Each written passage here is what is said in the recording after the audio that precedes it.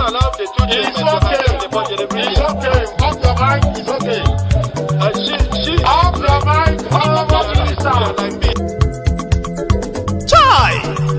Now wow, people wey suppose talk truth to power don't off mic. And if we talk, now 500,000 they go summer us, call them hate speech. But fear not, my ego don't come. Ingo torchlight every corner, nooks and cranny of all these bad people where they spoil our country.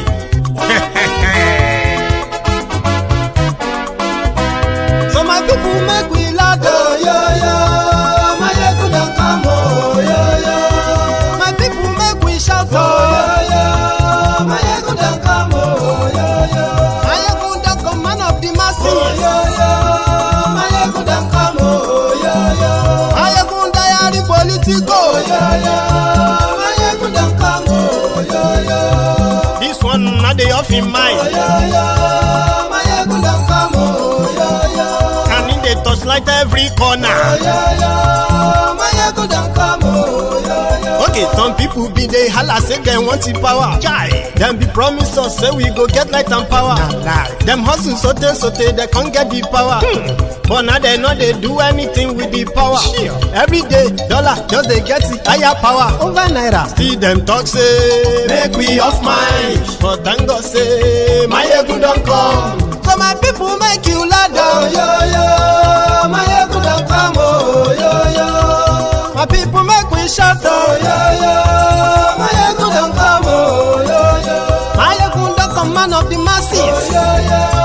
My ego don't come, oh, yo. My ego die politico, oh, yo.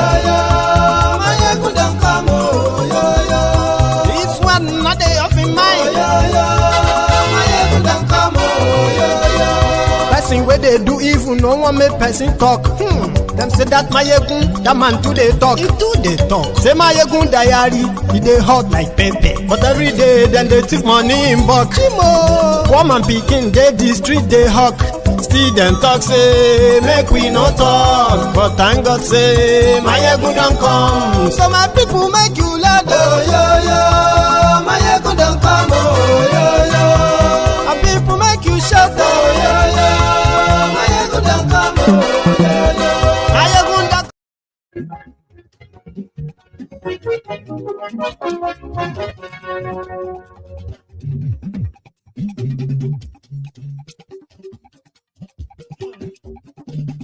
Hello there.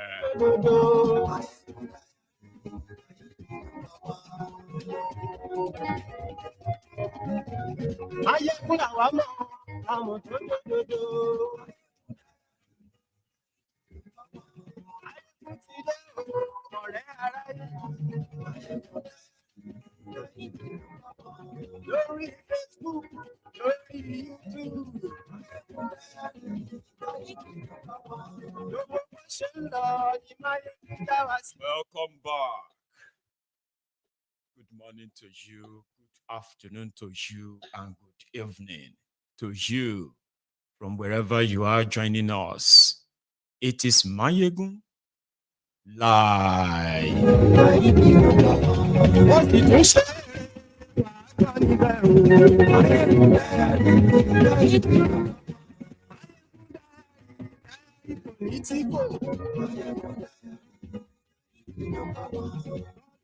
If this is your first time of joining me today, you're welcome. And if this is your second time today, then you are welcome back. Today,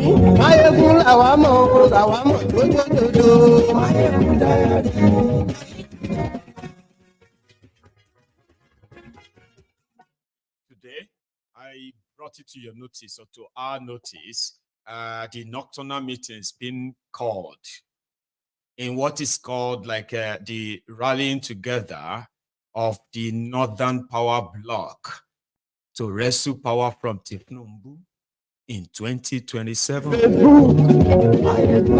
Then came Sheu Sani, a former Kaduna senator, a sworn enemy of El Rufaya.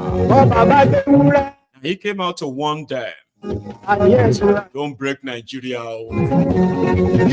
Let's if Tinubu spend his 8 years. If we want peace in Nigeria, you northern element, you are not asking for the power because of the people. You are asking for the power for yourselves. 8 years, not just being in control of Nigeria, also controlled the major institutions in Nigeria. These were the position of Sheu Sani, by the way. You will hear it. Read the rest of the chart. Share it. Invite your friends. Invite your not so friendly friends and tell them.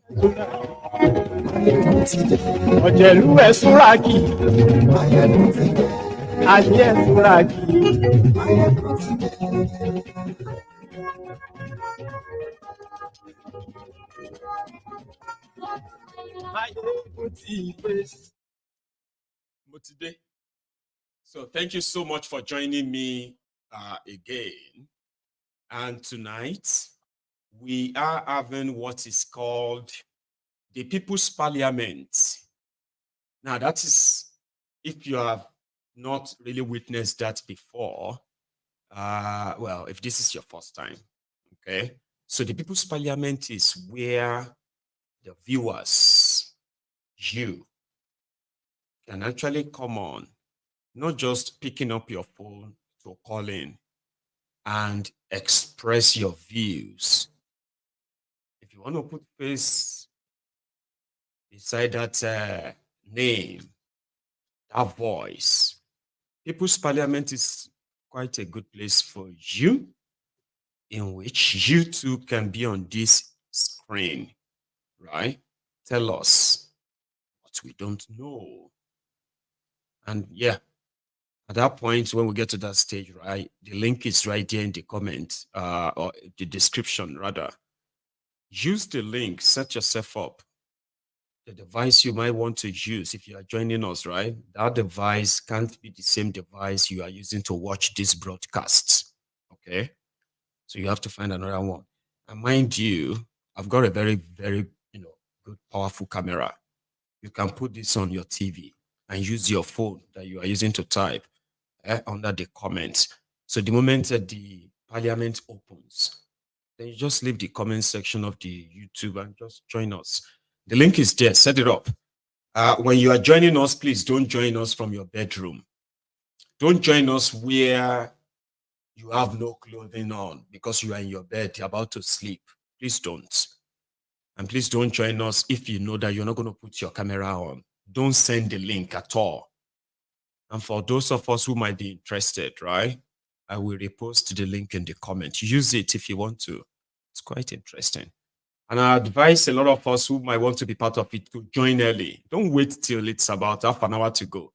And about 10 people still on the screen. Then you start rushing in because, oh yeah, I remember what I wanted to say.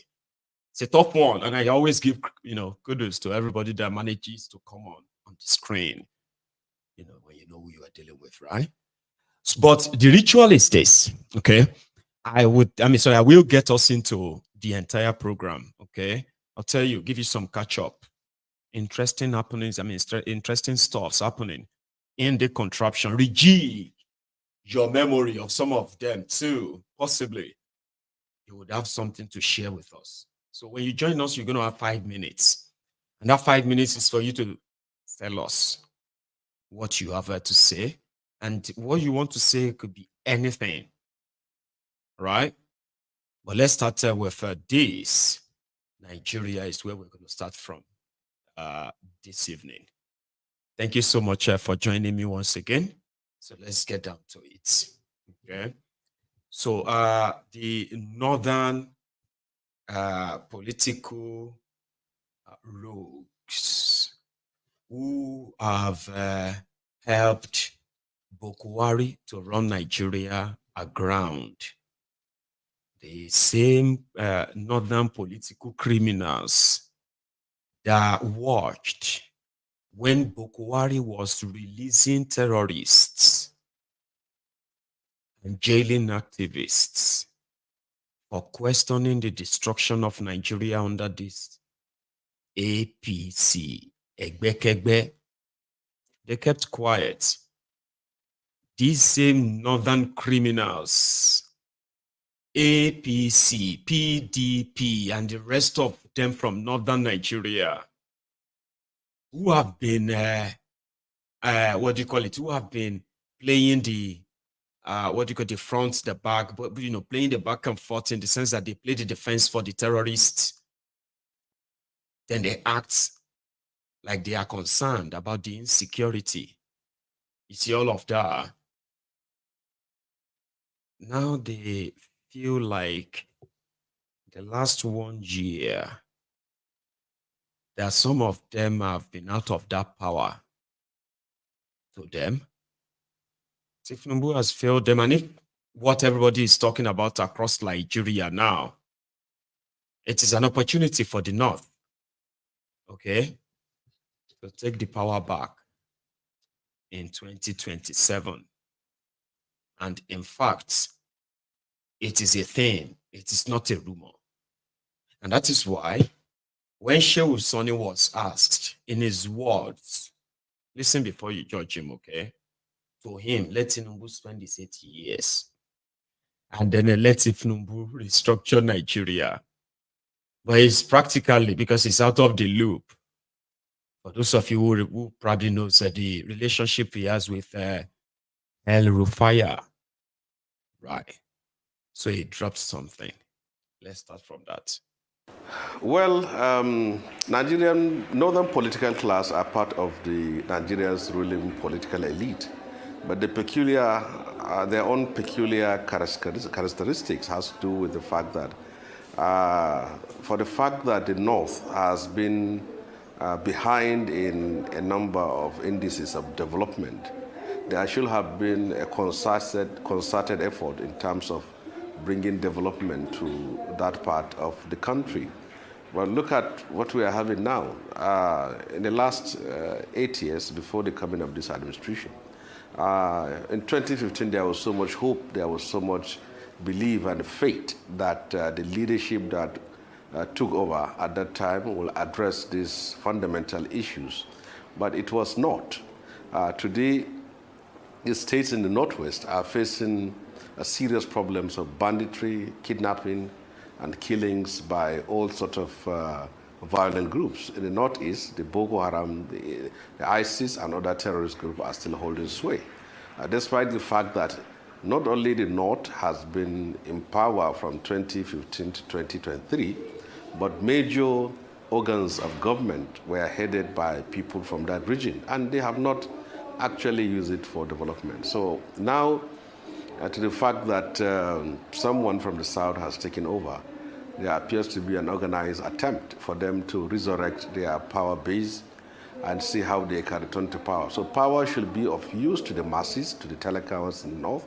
Power should address their poverty, should address their insecurities, should address the issues of development, and not power should be used to enrich an insignificant few who simply are parasitic on the economy of the country. This brings the need for the present administration to go ahead with the issue of restructuring, which I believe will be another systemic opportunity for Nigerians to address their problems of underdevelopment, and for the North to come back home and see what it can do with its resources to address the problem that it is facing for more than a... Well, so that's part of his own genre. He has a stone to grind with those he called the ruling class or ruling elite from northern Nigeria, who are now acting like a fish out of water, and they feel like they're going to die without power. So to him, the power that they the power they claim that they have the capacity or ability to wield or give and take in Nigeria is not actually for the talakawas, the poor in northern Nigeria. Northern Nigeria have seen worse. Whatever Nigeria is facing or reported another, it is worse in northern Nigeria. So how could you people who left the same power just a year ago started conspiring again to take it back because they still have that delusion that northern Nigeria is so big, so populated that it determines who will become president in Nigeria. Listen to this one. If Nigeria was a real country, right? And I'm not trying to kind of sound more or less like to sound patronizing. If Nigeria was a real country, southern Nigeria will rule Nigeria in perpetuity. Yeah, you heard me right. You know the fake population of northern Nigeria. You know why they will never allow any proper counting at all? Hmm? The reason is because the colonialists, they have structured Nigeria political space in a way that it will be controlled by this ruling class from northern Nigeria, mainly the Fulanis, right? So it is believed that whenever you want to allocate figures about anything in Nigeria, you must always make sure that the northern Nigeria is always have the edge. A lot of people will be like, they don't understand how is that even possible. Don't pretend. Everything in Nigeria has always been about assumption and exaggeration, though. So when they talk about, and the reason why they have to put it that way is this: politically, it is powerful. When you say you are you are the highest in the country, no proof. That means you are going to need more states, more local governments, more reps, more senators, more federal appointments, more federal jobs, more and more and more in everything. It doesn't matter if they are not qualified. It has to be implemented. Until Boko Haram came. And there was nothing like that federal character anymore. It was just the North. So Nigeria fed the parasite from northern Nigeria who parade themselves, who bought themselves private jets, you know, the latest automobiles. There is a guy called something Obla. There is an interview he just granted. I'm going to grab a copy of that and bring that to you. He was sacked by Boko Haram simply because this guy discovered over 20 billion. He said it was over $20 billion of diverted crude oil sale from Nigeria. Nigerian crude oil sold, and the money didn't return to Nigeria. He found his way somewhere in America, and America found it somehow. So this guy alerted Nigeria, and you know what he said they did? First, they sacked him. Then after Buhari sacked him, Buhari sent him to ICPC that they must investigate him because the guys behind the oil theft we are talking about in Nigeria and where the money was going, which country is taking the stolen crude oil from Nigeria. This Obla guy found that, reported to Boko Haram, they sacked him, the money gone. Do you understand that now? So it wasn't about helping their people. Okay, it is pretty much like keeping the violence on. The power is not about them. So you can't break that because they have psychologically make everybody believe that the northern Nigeria is more populated than southern Nigeria. And that's it. Nobody is allowed to check, to question it. So to Sheu Sani, a kind of don't mind these guys to push Tinubu, and Tinubu to also have the balls to launch restructuring. Restructuring Nigeria simply means everybody will go back to where they come from. But that will be the restructuring that they have touted for a while, right? Tinubu's restructuring is going to be another shocker, which is why Sheu Sani and his restructuring talk is just something that I could pull to say, in fact, deal with us. That's exactly what he's saying. If you have to restructure Nigeria, let the North go back to the North. Let the West go back to the West. Let the East go back to the East. Let everybody go back and utilize the resources in their regions. That's what he said. On another forum, he said other things. Same with Mike Ozekomeh and Wike. Ask some words for Sheu Sani and Mike Ozekomeh. I think you should listen. Mr. Moderator, better guests, gentlemen of the press, ladies and gentlemen. Yes, I'm an awardee, but I'm a Nigerian. That's correct. The lecturer, my friend, Professor Ozekomeh, had made some points. But you're wrong. Sitting here without correcting some impression. First of all, we are talking about democracy 25 years. We know we have challenges. I expected the lecturer to say, yes, we have made some progress. And on his lecture, not one progress was made. Criticism, criticism, criticism. Are you telling me that for 25 years, we have not made one progress? Then we can say, yes, we have made this progress, but there's still room for us to move forward. Just like Sheu Sani said, how they were locked up, how they were detained. And he say, under this democracy, any Nigerian have found himself under that state. That's the progress. That's the progress. You say we should give the impression and see we have not made any progress. You have said here about infrastructure, FCT. You have said here FCT. Who is FCT minister working on that? Who? The president. Mr. President. Which means he has the capacity to do those who can help him move the country forward. That is progress.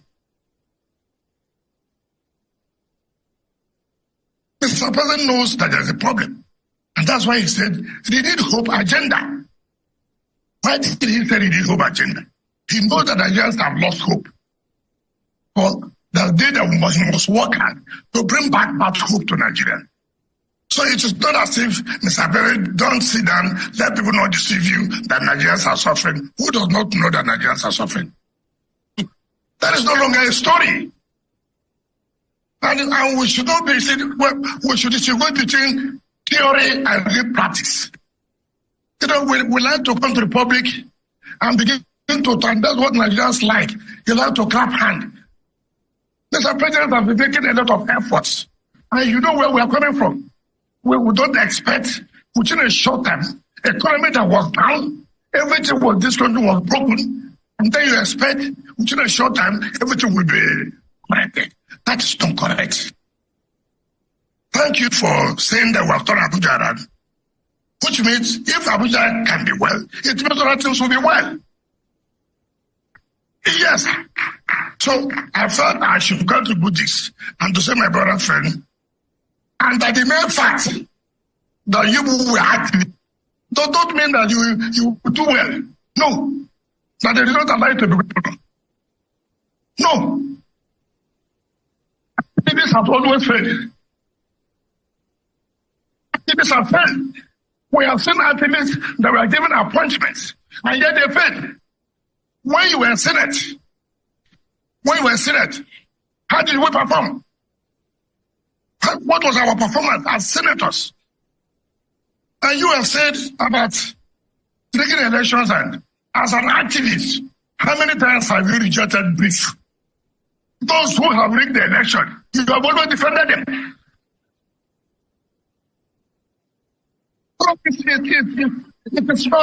is not about every time we come here, we postulate and postulate and postulate.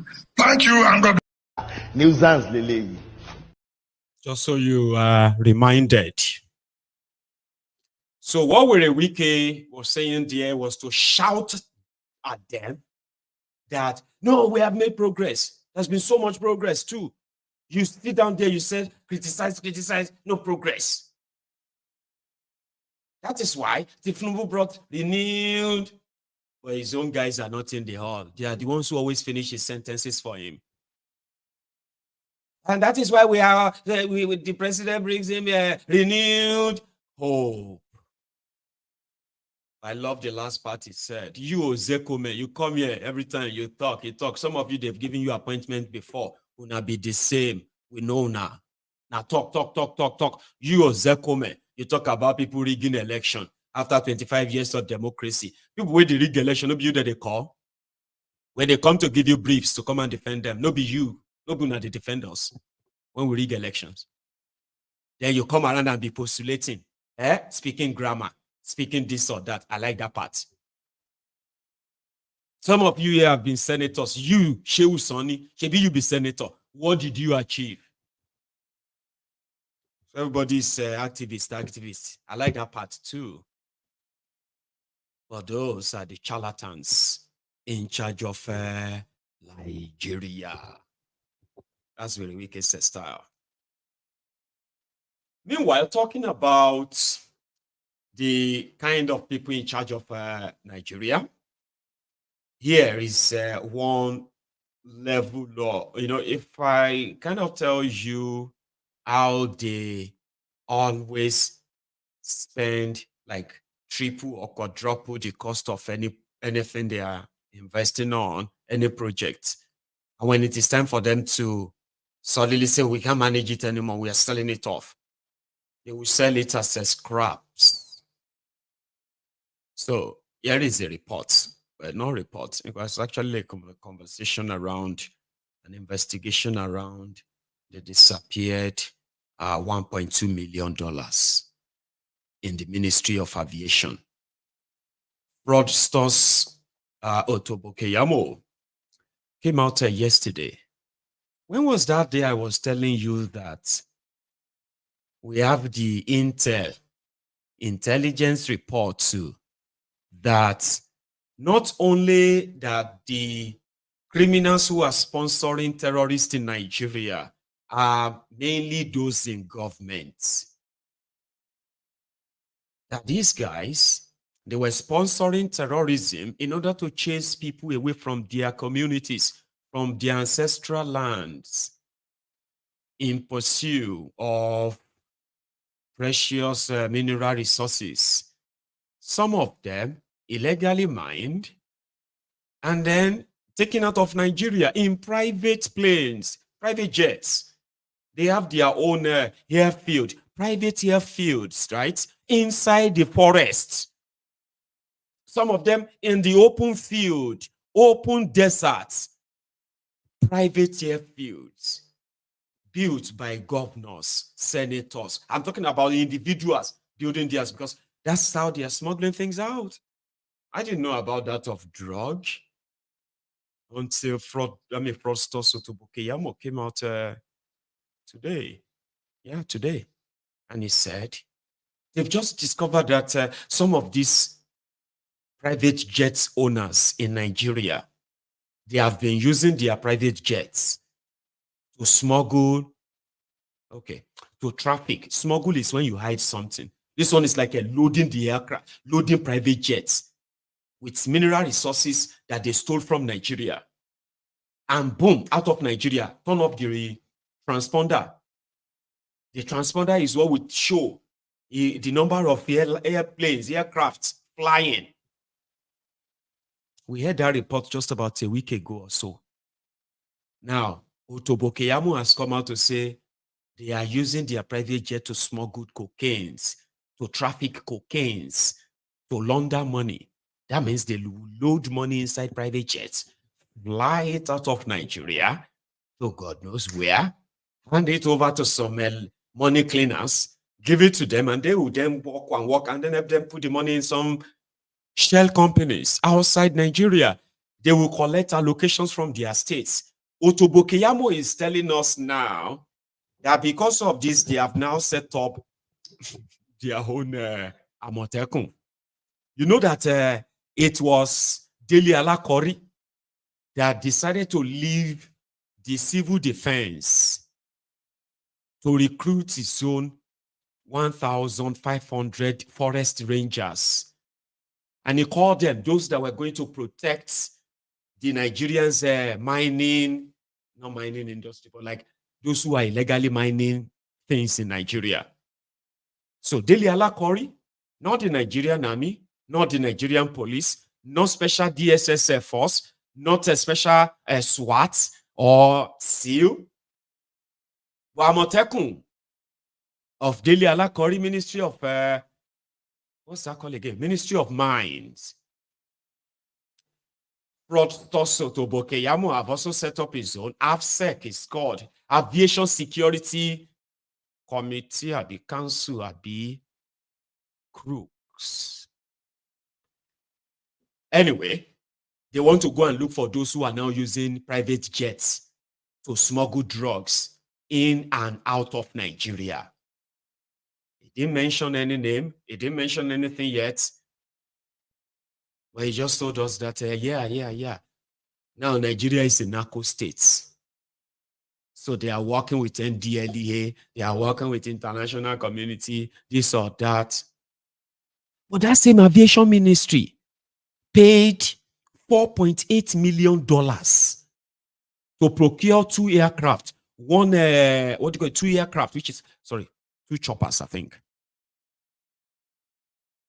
Which was supposed to help aid the work of the aviation ministry, they said.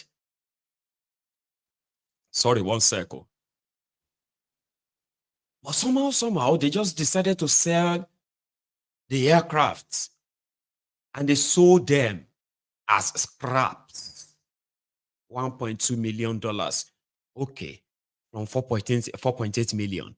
You sold them for 1.2. Let's just say now, so with the sell second hand, even if you buy a tier rubber car now, or 20 million, if who catch you, if Shege hold you, if Nigeria happen to you, you may sell that 20 million naira car for 2 million naira, 3 million naira. I've seen that before. But which kind of who go catch aviation ministry in Nigeria, where they go sell $4.8 million aircraft for 1.2? Okay, fine. We'll come back to that. Where is the $1.2 million that you sold the aircraft? That was where the wahala started. Even when another department, abi parastatal ni, abi agency ni, I don't know what you will call them, Nigerian Airforce, Nigerian Army, this Nigerian Navy, they offer to buy the aircraft using their own allocation from their own surplus to pay for it. Mba. They have to sell them as scraps. Very unfortunate people, but watch it. That went to Zaria, and there is even a letter to that effect informing them that we are coming, and we are coming this time around specifically on the issue of the helicopters. Therein, we are provided with all the technical details of these helicopters. Technical details. As of then, one of the helicopters just clocked 42 hours, another one 46 hours, thereabout. And this helicopter, for it to have a turnaround maintenance, must clock about 10,000 hours. So we know what we are talking about.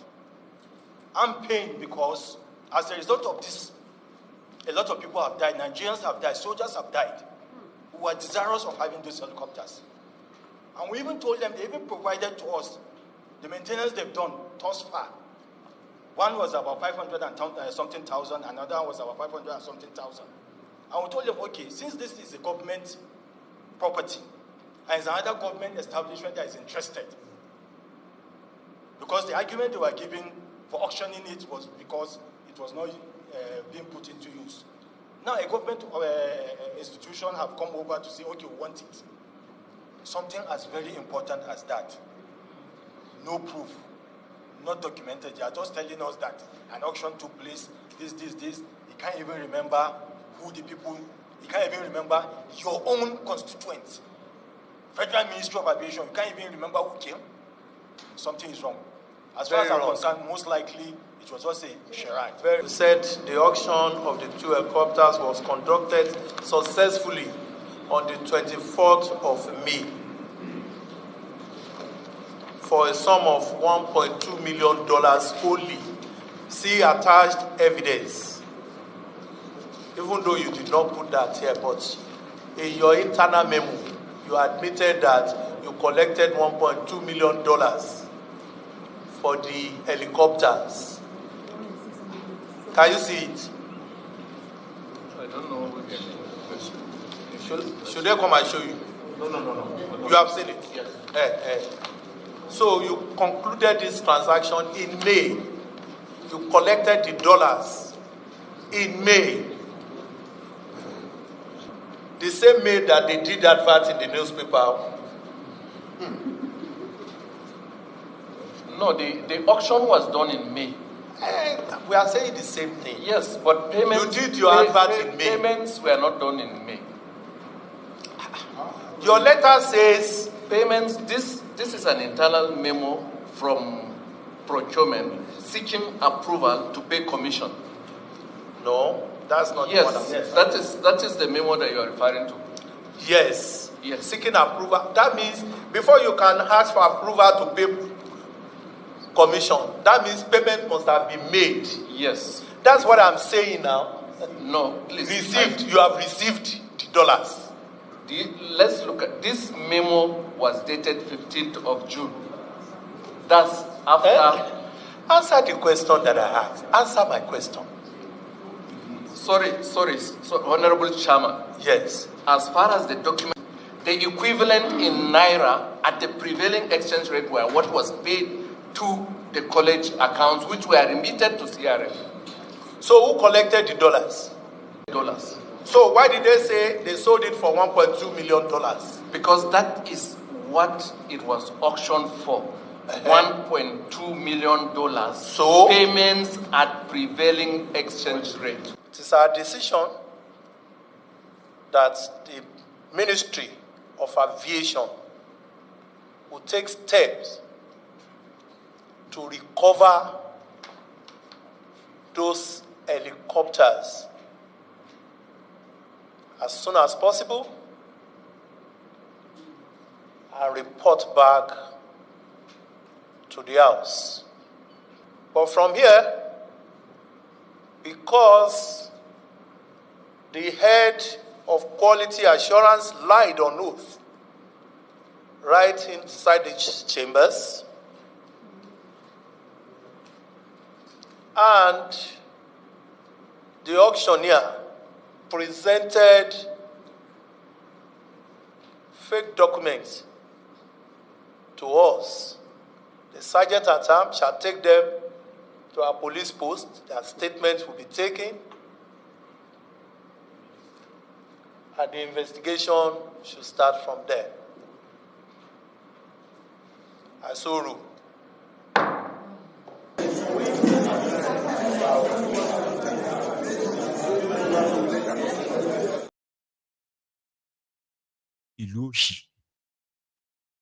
Like, some guys will just sell helicopters, 2 helicopters, and then they will do the documentation so fake. And then they just tell everyone, yeah, it's sold. We collected the exchange rates in Naira. So the helicopters was advertised in dollars, $1.2 million. So, but they collected Naira equivalent based on the exchange rate of that time. That's where the corruption is, right? Nobody saw the auctioning. Nobody saw the buyers. 2 helicopters just disappeared. And now, where is the proof that you paid the money into the account of the aviation college? No proof. At the helicopters, at the owo, everything just disappeared. Imagine, you know, audacity won't concept. Like, imagine me just coming back and say, I'm a helicopters. I've got 2 helicopters. Like, what do you go do with 2 helicopters? They use Nigeria money to buy 2 brand new helicopters for aviation ministry. Then they sold them as scraps because they are not using them. They are just there, wasting. They said before you can run a check, like do the servicing of your this, he has to have like a 10,000 miles or something. This one has about a 6,000. That means they bought fresh, brand new helicopters, 2 brand new helicopters with your money. Kept them somewhere. Maybe once in a while, the ministers were using them and all of that. Almost they sold them in May. About last month, you know, Nigeria will make it. No, not with these rogues. How Nigeria want to do them? How? Can you start 2 helicopters? Like 2 shirts or 2 trousers or 2 shoes, 2 pair of shoes, sneakers. Tell them like that. People no go notice. Oh, sell them. They no go notice. 2 helicopters. Nigeria. When they disappear. And you are here, you are telling me that I have strong hope. I have strong hope. Baba, malaria alone is hope. It's pure malaria. You mentioned malaria young weary. You never see them before. Akwaiba, don't worry, majority. Those of you who are thinking you have this year Nigeria get chance. How? All these ones you are hearing, they are the ones that comes to the public. Those that didn't come to public, if you hear some of them, you just wonder, how is this place still existing? How? I think this is why these guys are so kind of tired. We are tired. Nothing but revolution. Everybody should come out. Stop being afraid. When you want to come out, they say army. Which army? What would they do? Anybody that wants to die, let him die. People are already dying. So why are you being afraid? If I would die for Nigeria, so good, fine, good and fine. Let us come out. Let us come out. But Nigerians are too feared that the revolution will change Nigeria for good. Revolution. It will change Nigeria for good, where our people will come out and begin to fight. Where our people will come out and begin to fight for their right, begin to ask questions. We don't live in religion, because these people, they work in pari passu with our religious these politicians. When they come, they run to the church will run to them, and we become their meat. You understand? So anybody who is telling you pray for Nigeria, that person is antichrist, because you don't pray for something that is non-existent. Nigeria is something that is... All the politicians, all those big politicians, they should bring them and slay them. They should kill all of them. That's how we hold them accountable. Because we are killing them. Yes, they should bring our money, let them die. Okay. They have no use to Nigeria. People are saying this Tinubu better pass... I said nothing, all of them. All of them. They should bring all of them and kill them. They are of no use to Nigeria. Revolution should take place in Nigeria. You are calling that thing that happened to Ghana, let it happen to Nigeria. All right, thank you, Auntie. Everybody is struggling now. It's okay. Once you get the political power, you have the economy, you can control the economy. So it's not for the interest of the masses? It's not for the interest of the masses. No, it's not for the interest of the state, because himself, he made it abundantly clear in one of his clips. In a situation or in Nigeria where one man will take money or will embezzle Nigerian money and bury it on the ground, just think of it. You know that there's nothing we have nothing to offer in this country. I always tell you, we have nothing to offer in this. I always tell you that what we need now is splitting, so that when we are acting, we know the area that we are going to act, because Nigeria is full of ethnicity and different tribes. Are you hearing me? How do you see, is that one achievable in a referendum? Referendum, if we can agitate for referendum, I think we'll get it right. Get it right. People are saying that if it was a Bowman that was the president of Nigeria as it is right now, the situation of Nigeria, they will have been complaining, there will always be a riot here and there. No, I don't think there will be a riot, because as an Igbo man, let's assume it's an Igbo man that is a president. Remember that he has an Hausa man that is working with him. He has an Ikore man that is working with him.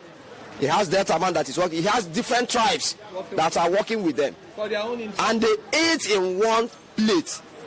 is still for their own interest. So the problem of Nigeria is not the president alone. The problem of Nigeria is our people. Our core people that they call honorable men, that I don't know how to put it, if they are honorable. I think honorable men should come and tell us the truth. Honorable men should see the right thing and do the right thing. Honorable men should think of way forward, how Nigeria will progress and prosper. So in case if some of you don't, if you still feel like people don't really know because they don't have access to information, then you may not completely be right. People do know. They do. I mean, those that should, they do. It's just that they haven't reached that critical mass yet. Some of them are asking for referendum. Others are asking for revolution. Others are saying, let's kill them. Bring them out and kill them. That simply means millions of people, excuse me, that means millions of people feel that way. They just haven't seen the spark yet. I would like to feel sorry for these criminals of what is going to happen to them, their children, and everybody associated with them once that boom, ignition happened. Because it is going to happen. People are living on the edge. We don't give a damn about what one pastor will say or threaten them anymore. It's getting to that. Remember this sister, right? I did not insult Pastor Adeboye. I only speak the truth. During the time of good luck, he speak against good luck. He protests against good luck. Now, Yoruba man turn. He keep quiet. People are suffering. Hunger everywhere. People find that don't start with a thief. During the time of good luck, we they buy one mudu of rice, native rice, 200 naira. Reaching Yoruba man Tom Tinubu, we they buy one mudu of rice for 2,400. During time of good luck, we they buy one mudu of beans, 200. During time of Tinubu, we they buy one mudu of beans, 3,000 naira. People are suffering. People are dying of hunger. People, many fathers don't sell their property finish just to feed their families. What happens when they don't finish selling their property? They will start stealing. No job. And you say, "Man will not talk." Please, our God is not a tribalish God. And if he get the power to speak that time, during the time of good luck, why he not speak now? Only for him to tell us, say, our problem is spiritual. So that during the time of good luck, the problem was not spiritual. Let's tell ourselves the truth. I did not insult him. I only said the truth. I am not a biased human being, and I will never be. Our God is not a tribalish God, and our God is not a biased human being. So if you are a man of God, do the man of God work very well. People are suffering. People are dying of hunger. If I say make they select people where they suffer, every day I go they post like 20 people. Because people are suffering. You know they see all these things. Or you know they hear the complaint, the cries of the poor. When Nigerians go wake up, for Christ's sake. You won't need a car to travel.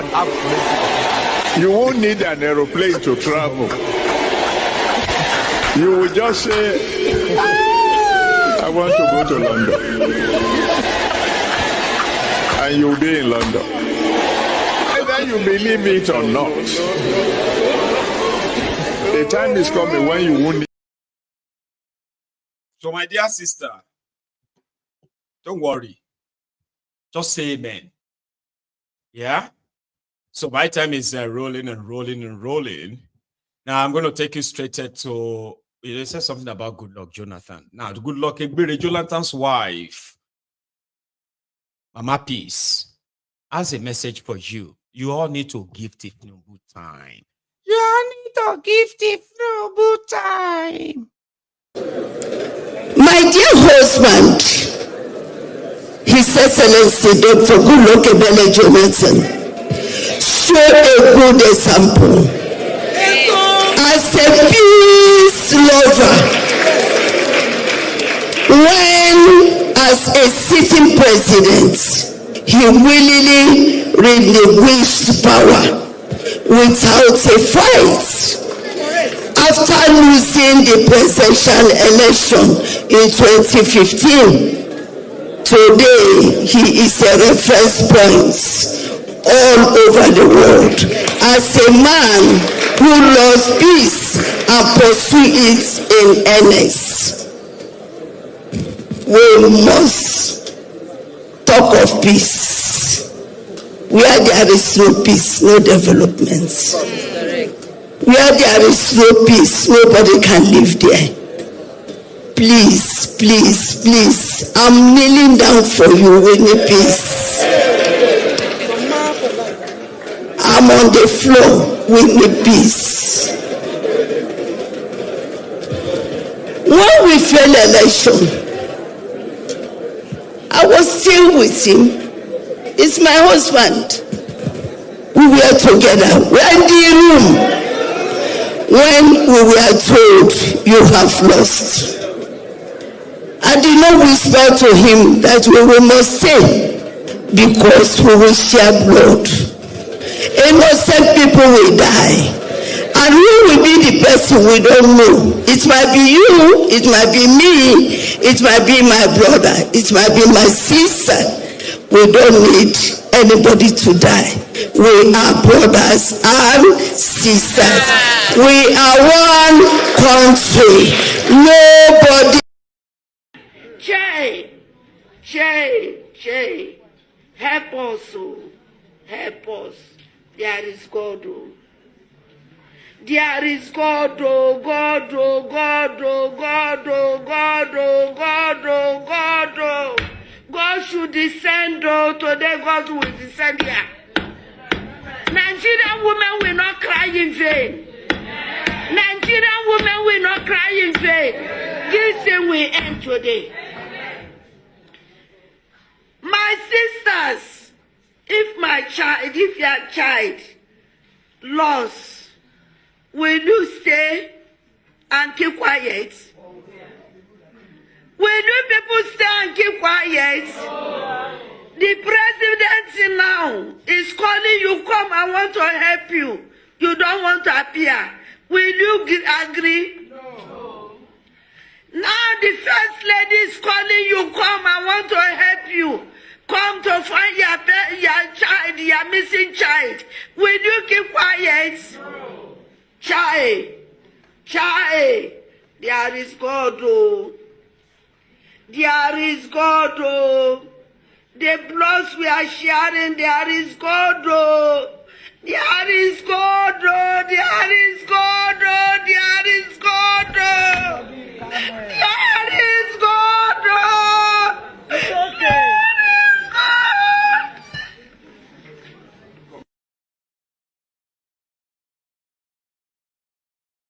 Anyway, that's for patience. So I'm going to go back to that same river state where patience comes from. Okay, I believe.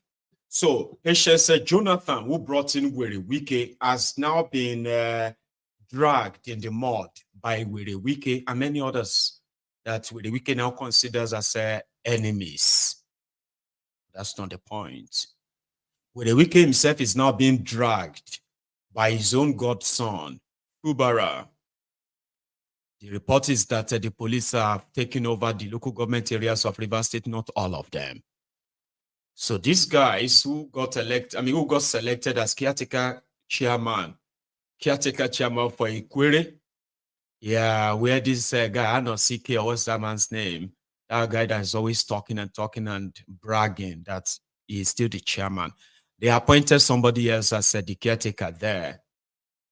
And to show workings, the first announcement he made was to appoint 600 special advisors, personal advisors, and in his words, it is to make sure that everybody shop. As the governor directed, they must make sure, say, everybody from all camp, everybody shop. So the way everybody will shop is to appoint them as a special advisors to the caretaker chairman. This is the first list I grabbed. You don't have to worry yourself about many of them, okay? These are the supposed young people that the local government will be paying money to. And they are supposed to protect the local government. Ikwere, you see the number? Yes. So, and the guy, to show his, that he's now the chairman, he said, Operation Clean Ikwere local government area. I must see how they are going to, the new chairman. Oh, they don't go by that. What do you call that thing again? Streamer. Is that what we call it, right? The grass streamer. I'll show you.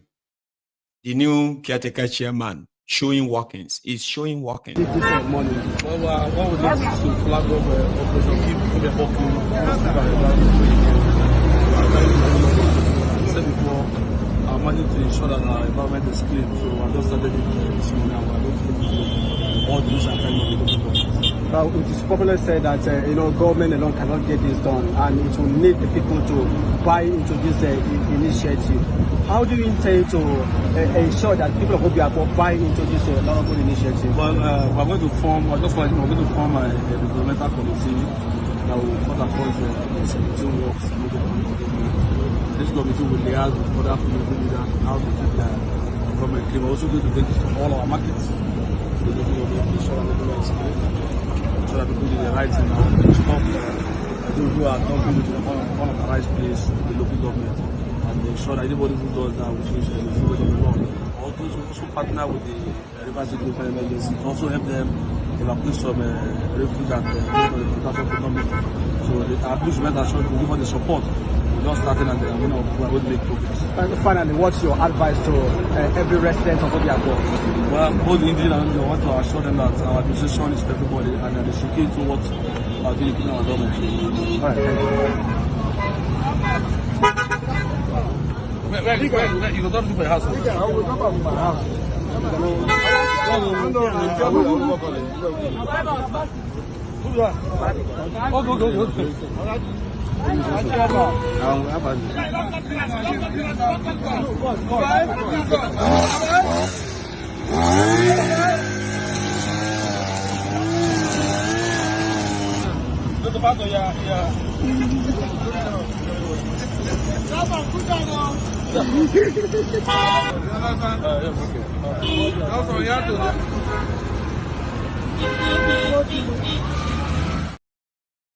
So now that one be with the weakest local government chairman, Obiakpo local government. So it's not the one that appointed 600 people. I just had to kind of use one stone to kill two birds. Politicians in Kenya, as we speak, they probably will wish they are politicians in Nigeria, where they could have gotten away with a lot. So right now, Kenyans are gunning for the heads of their politicians, lawmakers, senators, reps, and all of them. They are gunning for them. Majority of them, like Nigeria and Abuja, majority of them are now staying in Nairobi, in Kenya, as the Kenyans are now demanding for the resignation of their president, Ruto. One of the things that will continue to enrage the Kenyans is the abuse of office by these rogues in charge of their country. But before we go to Kenya, I've got something for you. This one is coming from Wike, because I kind of almost missed that, okay? So Wike's local government area chairman was the guy you saw earlier, right? And Wike, when he chased his own political enemies out of Rivers State when he was governor, and he'd make sure that none of them could pick up the PDP ticket for any position, because Wike ensured that it was only one ticket available for every position in PDP then. But those who violated that and started protesting, Wike mocked them that nothing will happen. Indeed, nothing happened. But today, Wike's men, who have now become displaced politicians as we speak, are those who are now protesting and all that. Kind of like a remix. Before I go to Kenya, quick one. You are wearing black. Let's go and protest. Protest what? Fail. These were the same people who were bragging. I've told you, because you want to fight rivers, you will fail. I told them, don't fight River State. They thought we were joking. I have declared before that this is God's state. Anybody who raises his hand against us will never survive it. If you like protest from here till tomorrow, you know go work. You don't fail. You don't fail. As I'm protesting, I just sat down and took it. Not gonna sit down. Open 40 years. And then I put television. See how you're marching. All we are saying. They have become a labor union. They have become a students' union. All we are saying. Chai. You are saying what? What are you saying? You have taken over the role of students' union. And Luther continue. Yeah. Nuisance, Lele. Now, you see, what he was saying there was when he was governor. You see the videos of those who are marching, those who were the Wike supporters, who are now protesting in Rivers. And they are calling Fubara betrayer and all of that, okay? So he has turned them to homeless politicians there. While some of those who were also, they were with the Wike, but they quickly had to partner with Fubara, the man that is holding the knife to the River State cake. And right now, they are using Wike's words against him. So let's go to Kenya. Here is the Wike of Kenya. Politicians will tell the people, these are guys who have no business, who have no nothing. No. But he's a politician in Kenya, and Kenyans watched how they blow money like, they said the Kenyan politicians, they are even worse than Nigerian politicians. I said, no. You are joking, right?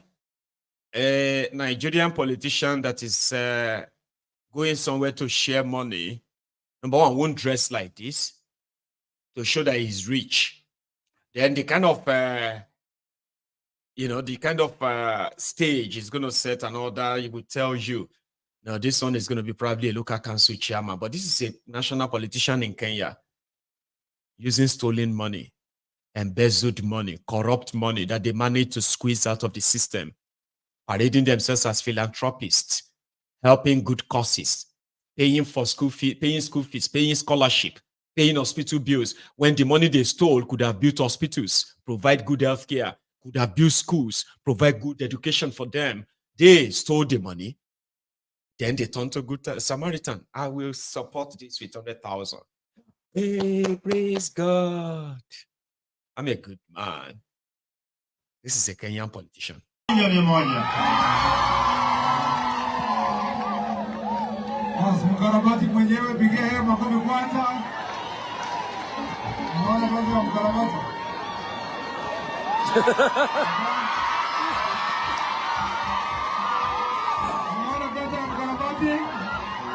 Haya moja, elfu mia moja, 300, 700, 800, milioni moja, 1.5, 1.6, 1.7, 1.8, 1.9, 1.9, 2 million, 2.1, 2.2, 2.3, 2.4, 0.5, 0.6, 0.7, 0.8, 0.9, 3 million shillings.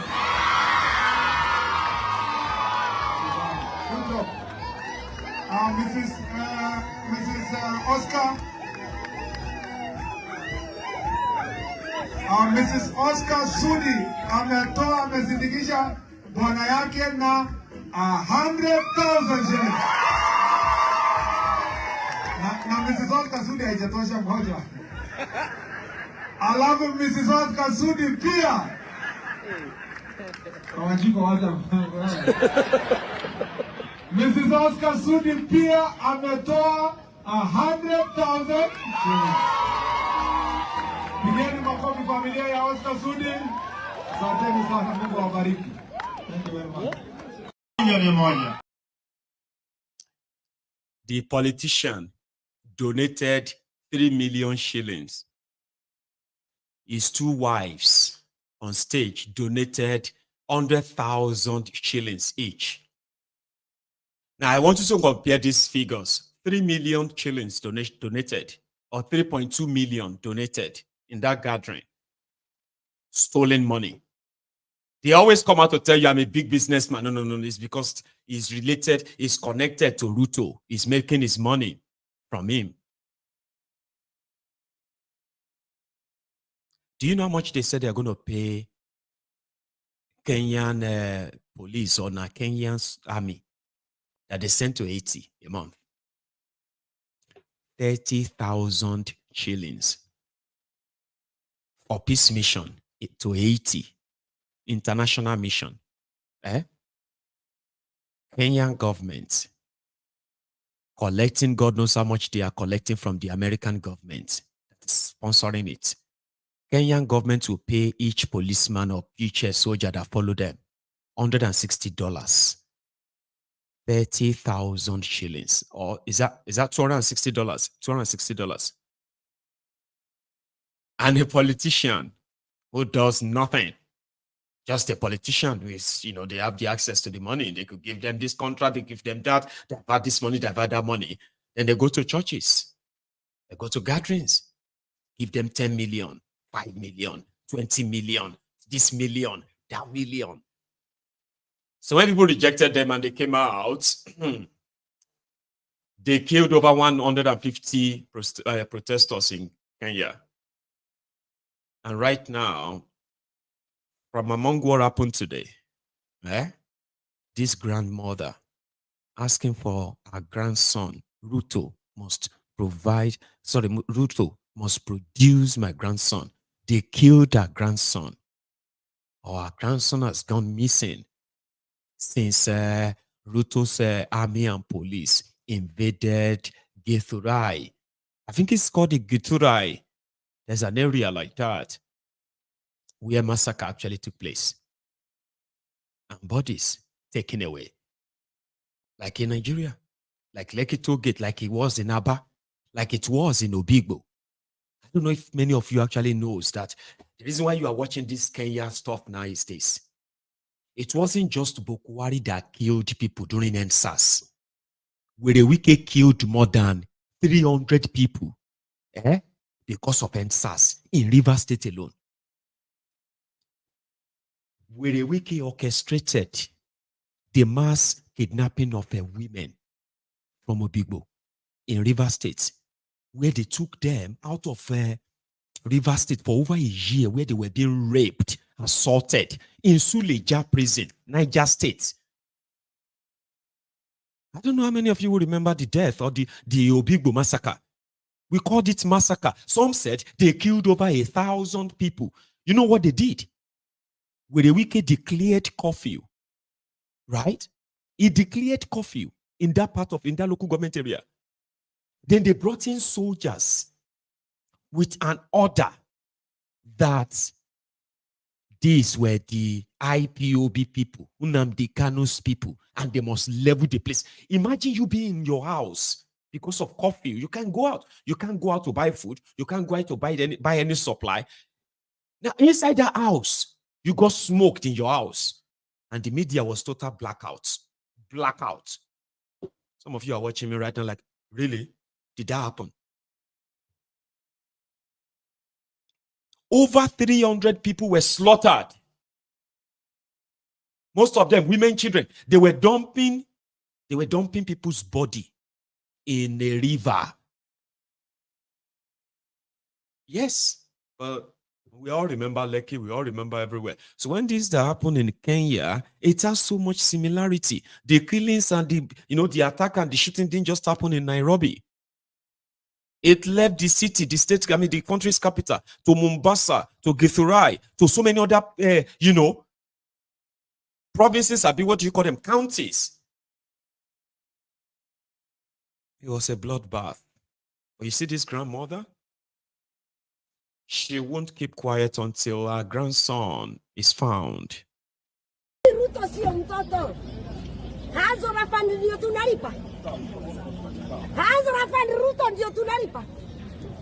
I want my grandson. If not that, Ruto, I'm coming and Gui yangu state house. And I mean it. Afadhali ungelinua mimi. Sikuwa. I don't know where he is. Kutoka wakati huo Githurai.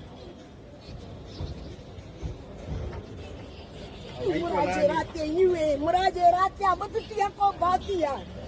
Where is my grandson? Naruto ndio. Ishmael. 21-year-old. Yeah. Why is he? Ruto ndio alifanya hiyo maneno yote. Ruto, utanipatia huyo mtoto ama unipatia wako? Si wako umeficha? Nimkose hiyo mochari mnaniambia. Nikaenda kuangaliwa.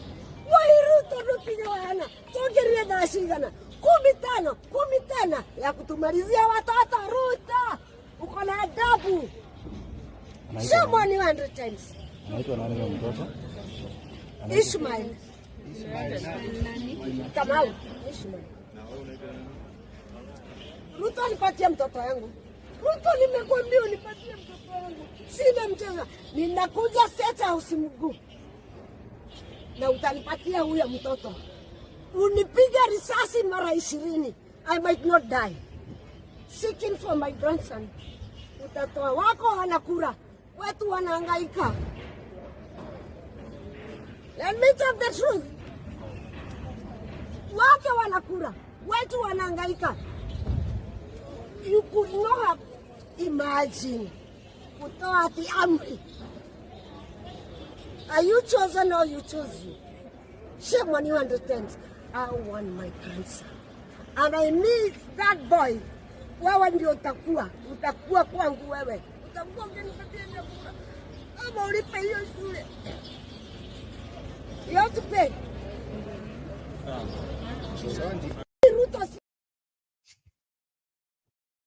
At least you could hear the level at which she was mixing the Kiswahili as well as English. She wants her grandson. They brought soldiers to Githurai. They were shooting everyone. My grandson, Ishmael. I want my grandson. If I don't see my grandson, if you don't bring me my grandson, I will go to that State House to go and see Ruto. He will provide he will produce my grandson. Well, that's from Kenya. In Lagos, right? You might have possibly succeeded in pretending that the SARS has ended. No, it hasn't. Some are now saying that EFCC, this is the new SARS. So at an hotel in Nigeria, right? Especially in southern part of Nigeria. You see, that is why some of you somehow love to go to Nigeria, right? It is part of the risk you are taking, okay? I don't know if you have seen the video where the EFCC entered the hotels and all the guests were marched out in a Gestapo style, beaten, slapped, punched. Or you go to the nightclub and the EFCC and their thugs, they are around. They are worse than armed robbers because you could even like see as if to say you are about to lose your lives. Imagine me sleeping in my hotel. When I was in Nigeria the last time, I was at a hotel, provided for me by my friend. It was a moderate place and all that within the Ikeja GRA. Do you know, every time I see all this EFCC invasion and all of that, and how everybody just seems to move on. It makes the news and people just move on. It's actually enough for me not to want to go to that shithole. I swear. Hands up. I'm not afraid of their DSS. Okay, I'm not really afraid of. I'm not afraid of your government per se. But when I see your policemen, I be your SARS, and now your EFCC and what they are doing, man, it just makes me feel more like yeah, man. You could be in your hotel, it doesn't matter. You're busting, that's your unlucky day. That's you. If you make it out alive, the trauma will never leave you. The PTSD will stay with you for the rest of your life. So just 2 days ago or so, right? Another videos make it to the internet when the EFCC in the middle of the night invaded an hotel. Or mommy will show. I can't show you the other video, but I have one I can manage to show you. And then you can pray for me that YouTube won't ask me to delete it. Like what the hell? You are sleeping and then some boys just jumped in. You opened it. No, they break in the door. This time around, they broke into a staff room. Yeah, they broke into a staff room. And then, because that's the only room with a camera that captured the faces of those guys. The rest, it was all darkness, shooting, beating. Imagine there was a lady that was like, oh, I'm a woman, I'm a woman, I'm a woman. And they were marching now with, God damn it. I don't know, some of you have seen it all. But here is one of them. He hits himself. See, Jesus. You know, see, thief when they not like their body be. When they chop the left foot, you want to find that way we explain himself. See down with him, belly black. Pregnant man. So me na this one 9 Okay, you can't do collect. They don't draw the card, they don't carry master card. This one cover your face. This one put nose mask. This one affect the watch camera. Papa no go off the camera. This one a woman now. Imagine that. They broke into rooms. They said they are looking for internet fraudsters. So they have no specific person they are looking, government agents, so they have no specific people they are looking for. They have no idea of the room they are staying. They are supposed to be security, not be me and you. We just won't go guess who we're looking for. Say Nigerian way. Why are you sleeping in a hotel as a woman?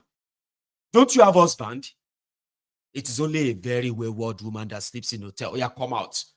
But these guys went into an Akure, Ondo State nightclub.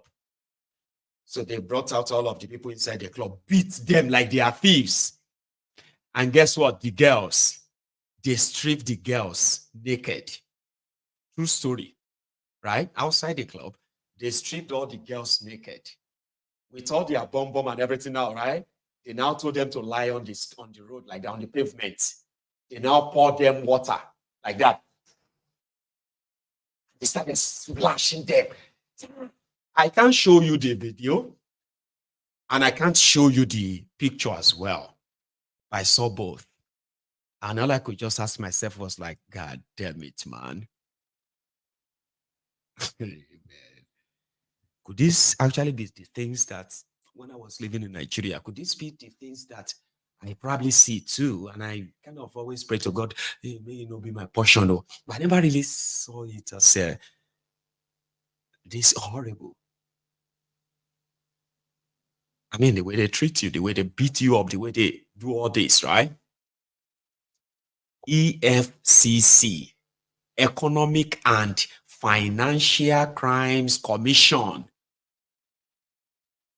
If they are investigating me, right, because I have committed a crime and I am lodging in an hotel in Lagos, why should you break all the rooms of the hotels? Why do you have to beat people up like you want to kill them just to spread fear? You will march all of the guests out into the compound of the hotel and you will start shooting sporadically into the air. Bah, bo, bah. EFCC. God go help Unasha settle amo. You understand? Because what the heck? What in hell? Like security agents who knows who they are looking for, and they have all of their intel straight. There will be who kind of lay their hands on a woman like that? What kind of security agent are you? What kind of training did they give you? That you will burst into a room and you found a lady And then the first thing that comes to your mind is to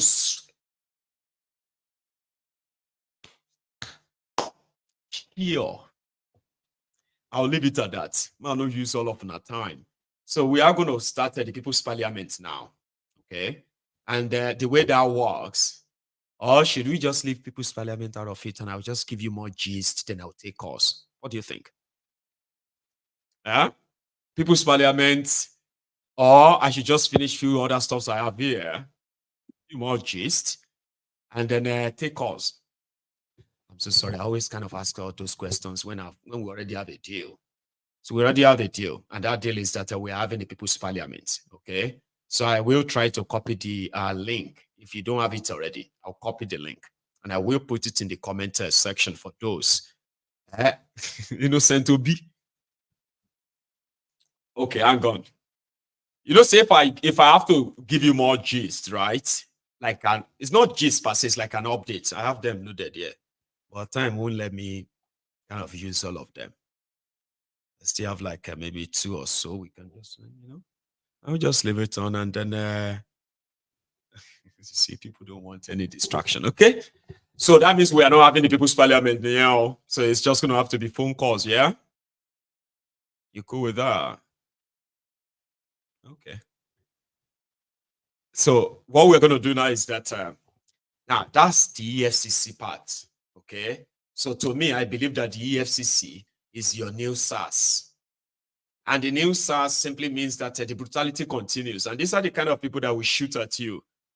They will wear mufti, they will wear no uniform, and they will they will load their guns and they will turn them on their civilians in the name of protecting the establishment, And there are many like them. Murderous people wearing uniform and officially carrying gun. So, but let's kind of go to Lagos. This time around is about environment again. And to somebody like myself, right? I do believe that every information really counts, okay? Especially for those who have properties in Lagos. News like this help you to understand what are they doing around you and what could suddenly just pop up in case, if anything, we have to pop up, right? So yes, we won't have the People's Parliament, and people have said that maybe we should move it to some other time. Okay, that's my fault. Normally, I shouldn't have spent this long time. I should have just give you like maybe 1 or 2 cheers, blah blah blah, get you in the mood, and then get everybody on. But we can have it some other time. Okay, but we will take calls. Yeah, we will take calls. So in Lagos, right? Where this guy who has been in charge of the environment, the guy in charge of demolitions and the rest of that, they are battling with flooding, and he's doing his he's doing his best to kind of bring more awareness to why a lot of people have their own contribution. They contributed to the perennial flooding that they are facing in Lagos, and how it's not just about people building on the channel like they want you to believe. It is more. It is showing why these things are not, why this infrastructure, so to say, right? Why they are not functional. Okay, don't let me put it that way. I think it's showing to us why or how people are the cause of flooding in Lagos. I think I'll frame it that way. That's better. So this guy is trying to show to us that people are responsible for most of these things. But me, when I was seeing the videos, right, I was saying government incompetency. Yeah, seeing incompetency that mostly is caused by corruption. I have seen many videos of the protests in Kenya. Kenya, like any other place in the world, they have their own shanties too. They have their slums, Kenyan slums and all of that, no doubt. But when I was monitoring all their protests, day, noon, night, they always had light. There was light, there was electricity. Even in some of the chanty towns, where people were protesting, I saw electricity. I'm not sure if Kenya has 24 hours electricity or not. So, well, if you are a Nigerian living in Kenya, there must be something different from Kenya and Nigeria that will make you feel like, no, I'd rather be here. Because if the place is worse than Nigeria, you won't be there, would you? I'm just saying. So I've seen that. And I've seen it also that their roads, their streets were clean. Again, don't get me wrong. Okay? This could be just like the Nairobi, you would say, Abi. But I'm talking about other areas now, where I have seen their protests, and I'm like, oh, that's not bad. But you see, what I have seen in Lagos is this. Lagos has been so mismanaged, so looted, that they have barely nothing left for main infrastructural improvement. So to entice the people, so they could tell you, we are doing this monorail, or we are doing that blue rail, and we are doing that or another that could take years. But critical infrastructures for real, something that shows that you are actually building a city, something that shows that you are actually building a state, good sewage system, so that if you flush your toilet in your houses, it just goes straight into one sewage system from the city. And then the whole thing is so well connected that, well, yeah, open defecation would not be a thing. Then when you now look at Lagos being like surrounded by water, simply means that the Lagos criminals should have invested more in building deeper drainages. See, when I say deeper drainages, it simply means that it is time for Lagos to be done with the money they have. It is time to be so done with open drainages that are filled with plastic bags, pure water bags, and all of those things that are plugged away. But that guy wanted us to kind of see it differently. Oh, the people are always this or that. No. Before I was born, there were few burning refuse dump sites in Lagos. I was born in Lagos. I'm a Lagosian too, even though I'm a Ijebu man. So he says Sanwo-Iku. Sanwo-Iku is also from Ijebu. And a bit closer than Ekiti. Ekiti, where Fashola was from. Abi Ragbiji, where Tifnumbo is from. Or the same Ekiti. You know what I mean now? Like everybody knows, say, if we have to say where we come from, majority of those guys in charge of Lagos are not from Lagos. No doubt, but yeah, they grew up in Lagos, or some of them were born in Lagos, like myself. You will say. So you would kind of feel like, before I was born, right? They have this burning refuse dump site open. Air pollution, people. Before I was born, I'm 40 now, right? 40 years old. And some of those who were born after me, myself, they are still seeing them. If you go to Olushosun, if you go to Ojota, right? Once the Olushosun's dump sites and smoke burning, it's always been burning. For decades, in the city that used to be the capital of Nigeria. Now, if you go there today, it is still there. A lot of people who have lived most of their lives around the area, they've suffered different health care problems, or health problems, so to say. And they will probably never even think, oh, it was because I actually breathed in the burning plastic. Oh, I've been smelling the burning air, So it's always been like that. So there's no refuse collection system that is really dependable.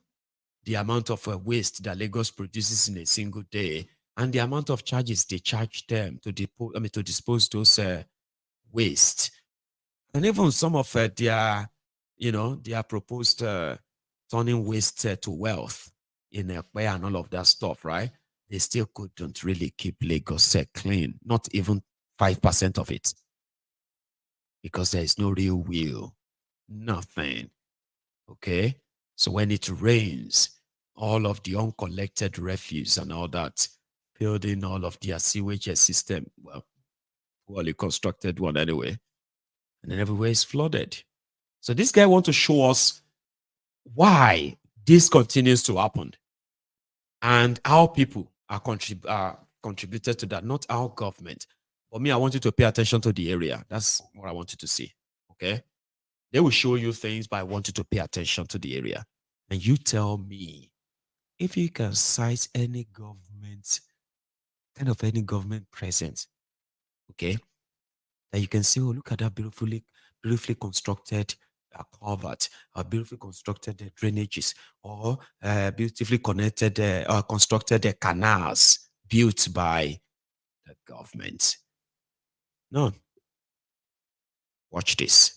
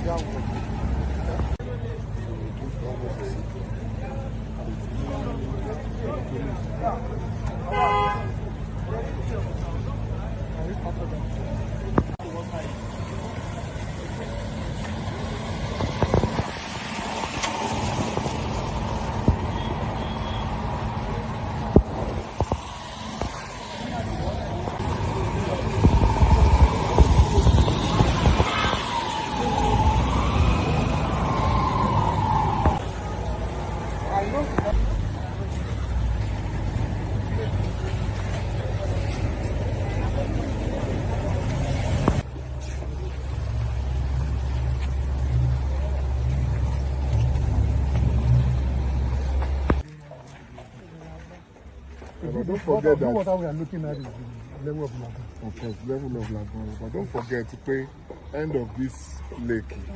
Ni àwọn 100 lẹ́gbẹ̀ẹ́ Chevron. Gracefield. Then àwọn Jomu pass orí ẹ̀. Ṣé wọ́n ti bẹ̀rẹ̀? Anyway, since we are coming on Saturday, I will go end, you know.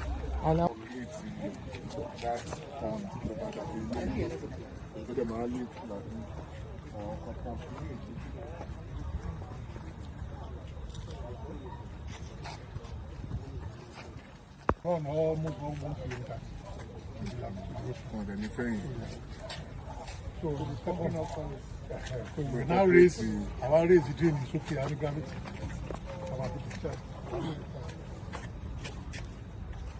I will create some but then no, I'm say train you delay. But it's going to be the size is not going to be as what we are trying to do.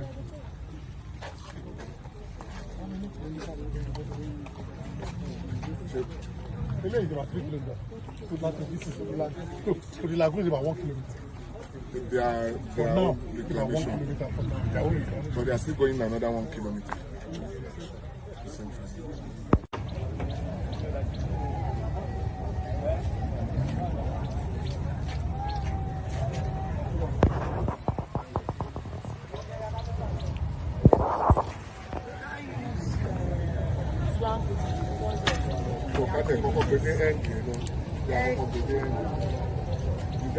From here up to the community sink after an afloat.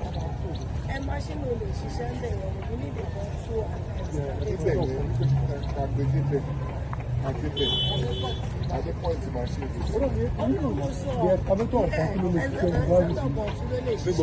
Yes. For line one, line you need don't. Oh, line no. Just spread. Kekere, no one. Every other one is hard. Yeah, try it. That's it. To bá dúró sẹ́gbẹ̀ẹ́ bí to bá clear gbogbo ẹ̀. Ṣẹ́rí gbogbo bí tẹ̀ wò yìí. After that trip. You know how I have driven, I also understand, but the road. So if you love it, the road you go see towards end of the road you want.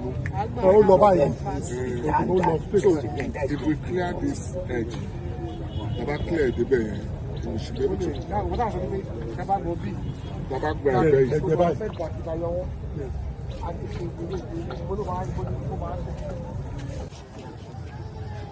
I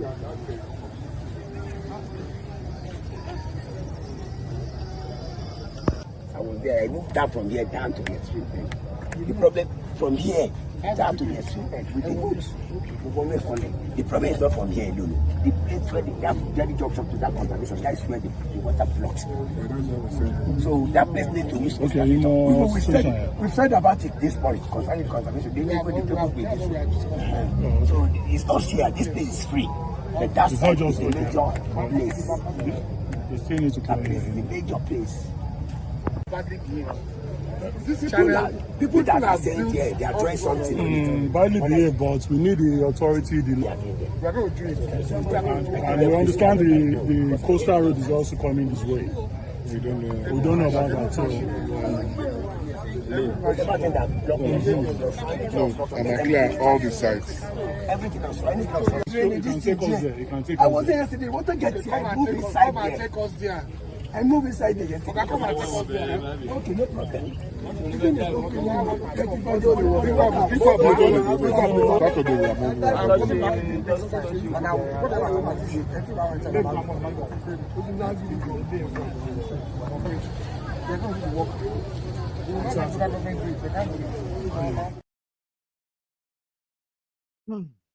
You see all those the water channel, as well as that landlord that they were asking him, why didn't you extend your drainage down there? And it was like, no, we're still going to do it. We're still going to extend it. Your thought was like, why is he not there with an engineer? If they actually have something to do other than just that show off, that's, but me, I like the show off. It gives me the opportunity to see around. Right? Yeah, to see around and be like, that should be a ₦1 trillion state. Yeah, Lagos is like a ₦1 trillion or ₦2 trillion state a year. Turning things around shouldn't be that difficult or hard. All right? But it is good for me to show it back to you.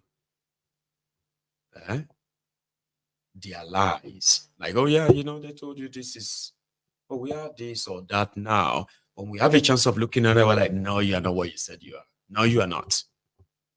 So let that guy take them to the end of that water. Let's go see something. Then that guy also says something too. Let's go back. Okay, thank you. On Tuesday, we had a back-to-back like 48 hours rainfall. And we had some incidents reported around the Lekki corridor. One or two of them we handled in the rain on Tuesday. One of them was at the Freedom Junction culvert where the Lagos State Environmental Flood Abatement can have to move in and clear the debris and the water move, and then the road was flood free. That's the Kate Junction by Freedom Road. And then some other areas. But particularly we had one or two areas that were a bit worrisome. Agungi and then the Alpha Beach Road. So, but we couldn't come Tuesday. We couldn't come yesterday. We had a water conference that was ongoing. That was a global program. So first thing this morning we agreed, let us come and see it and assess it. So the first point of call was the upstream of System 156, that's the upper fish, behind the university, or behind the university. What we found out was there was a blockage somewhere, and we had agreed that by Saturday they should come in and see how they can clean it up to conservation. Once we get the conservation, we will reappraise again. 156 is very strategic, and we've said this in the past few months. People built to block System 156. Some families on this corridor obliterated with developers System 156. But we have said the state will not fold his hands and allow them, for profit's sake, destroy infrastructures that belong to individuals and even the state. So by Saturday, we'll start the full excavation. By the time we get around conservation, we'll reappraise it and be sure whatever blocked it will be removed. And from there, we came into appraised the canal on that corridor by the regional road. We went to Agungi. We appraised whatever it is. Now we have agreed with the experts that the Agungi road needs a collector that will take the water from the road and discharge into the one that goes to the lagoon. What they have there is small. Cannot serve the level of development, the volume on that Agungi stretch. And once we choose to do that, then the Ministry of Works and Infrastructure will have to come in also and lift the level of the road. That's what we have agreed today. And then from there we came into Kushola.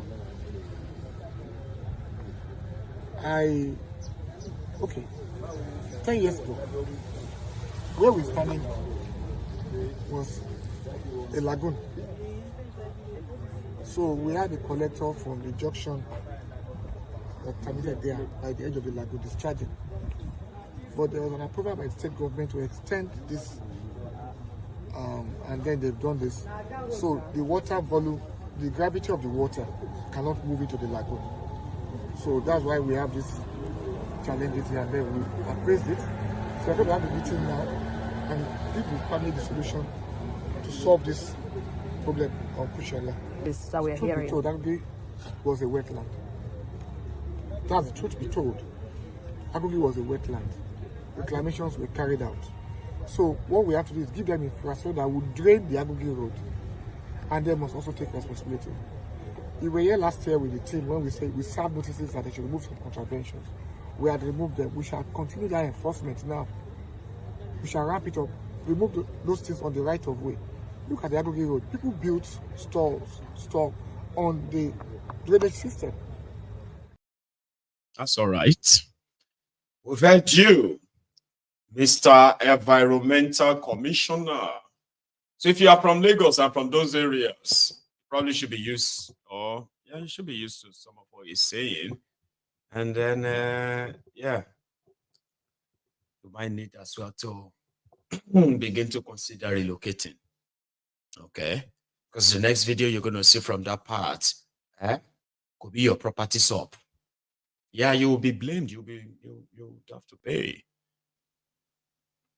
Rather than bringing proper professionals, proper town planners, the ones that are not for any reason, bias or somehow like that, right? They're not biased. And they can draw a proper plan on how to help you out with the perennial flooding in Lagos. These charlatans, when I see his videos going about, I kind of want to share them with you, okay? Because who knows? They may be knocking at your next door, and you could be next. Right. I think let's open the line at this point. So what you can say for the People's Parliament, I had about 3 people waiting earlier, so I think they heard us that we're not going to do the People's Parliament anymore, so we'll just take calls tonight. I will leave that to you, okay? So I'll be back in a minute or 2, and I will take calls. The number is on your screen. Use it. And if you have to go, like the broadcast, share it, and then I can say good night to you. But for those who are still around, please stay put.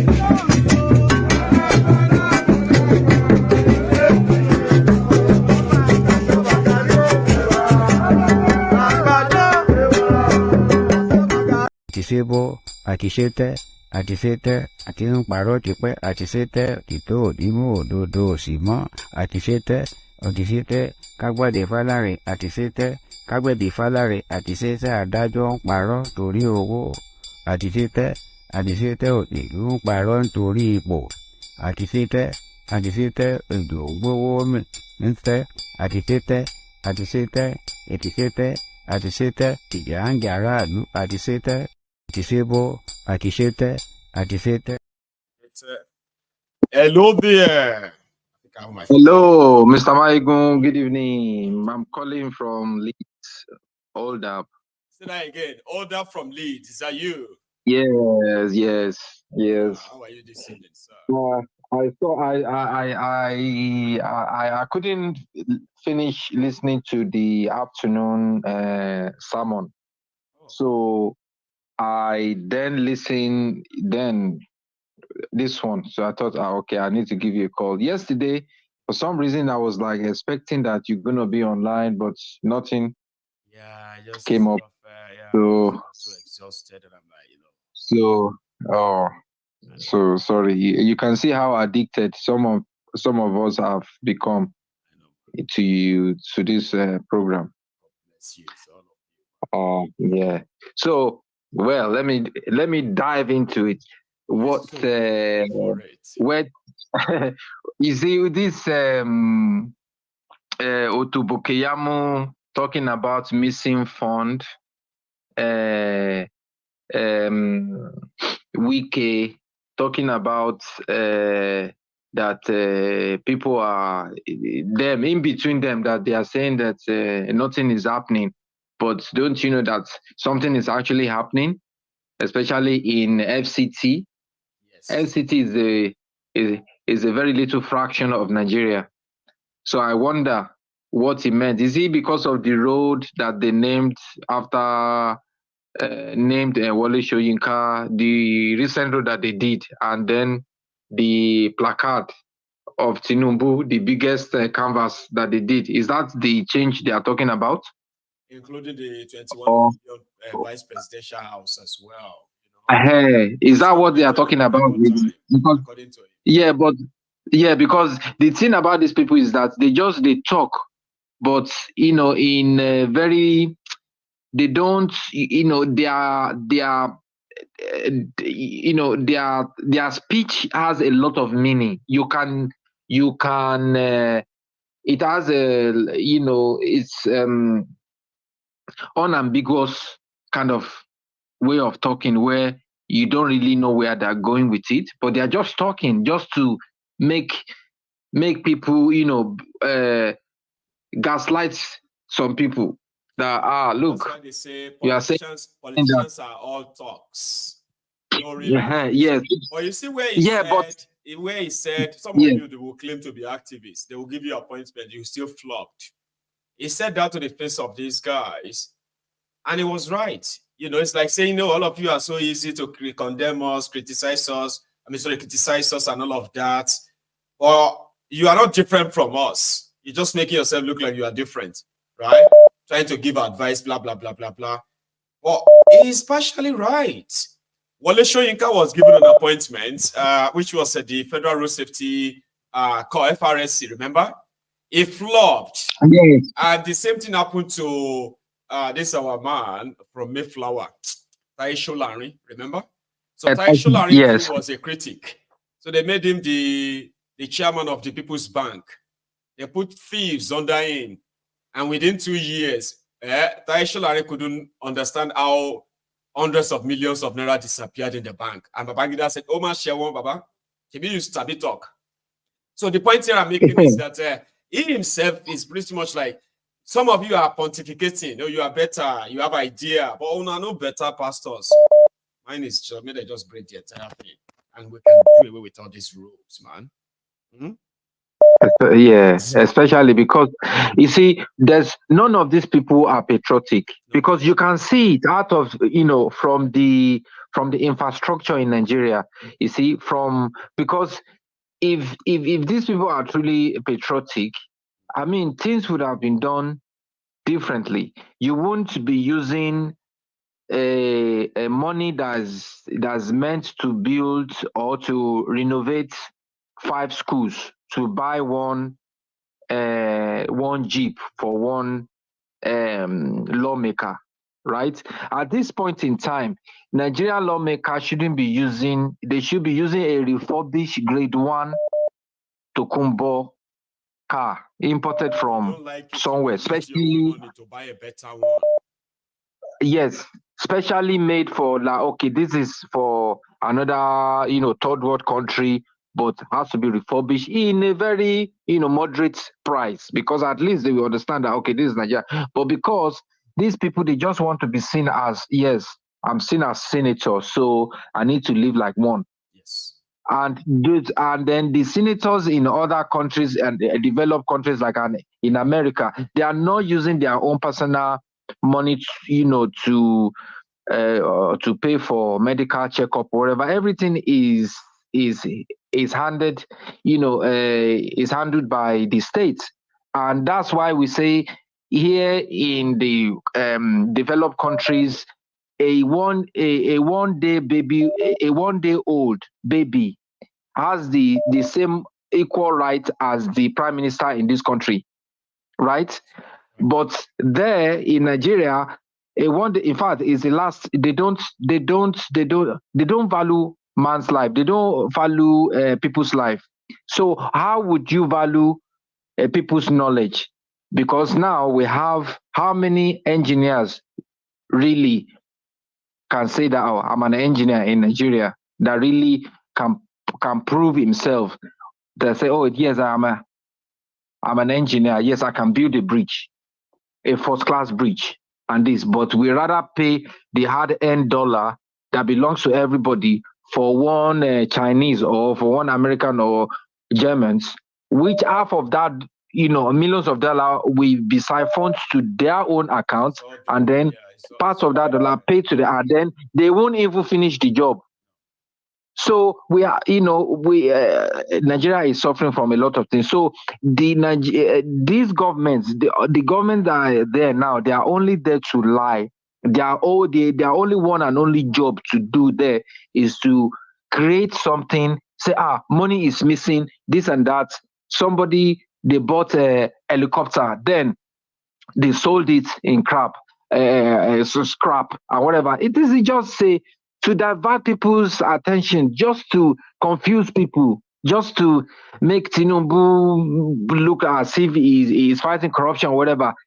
don't be surprised that those people that are caught, that those you won't even hear of them again in the next maximum 1 year.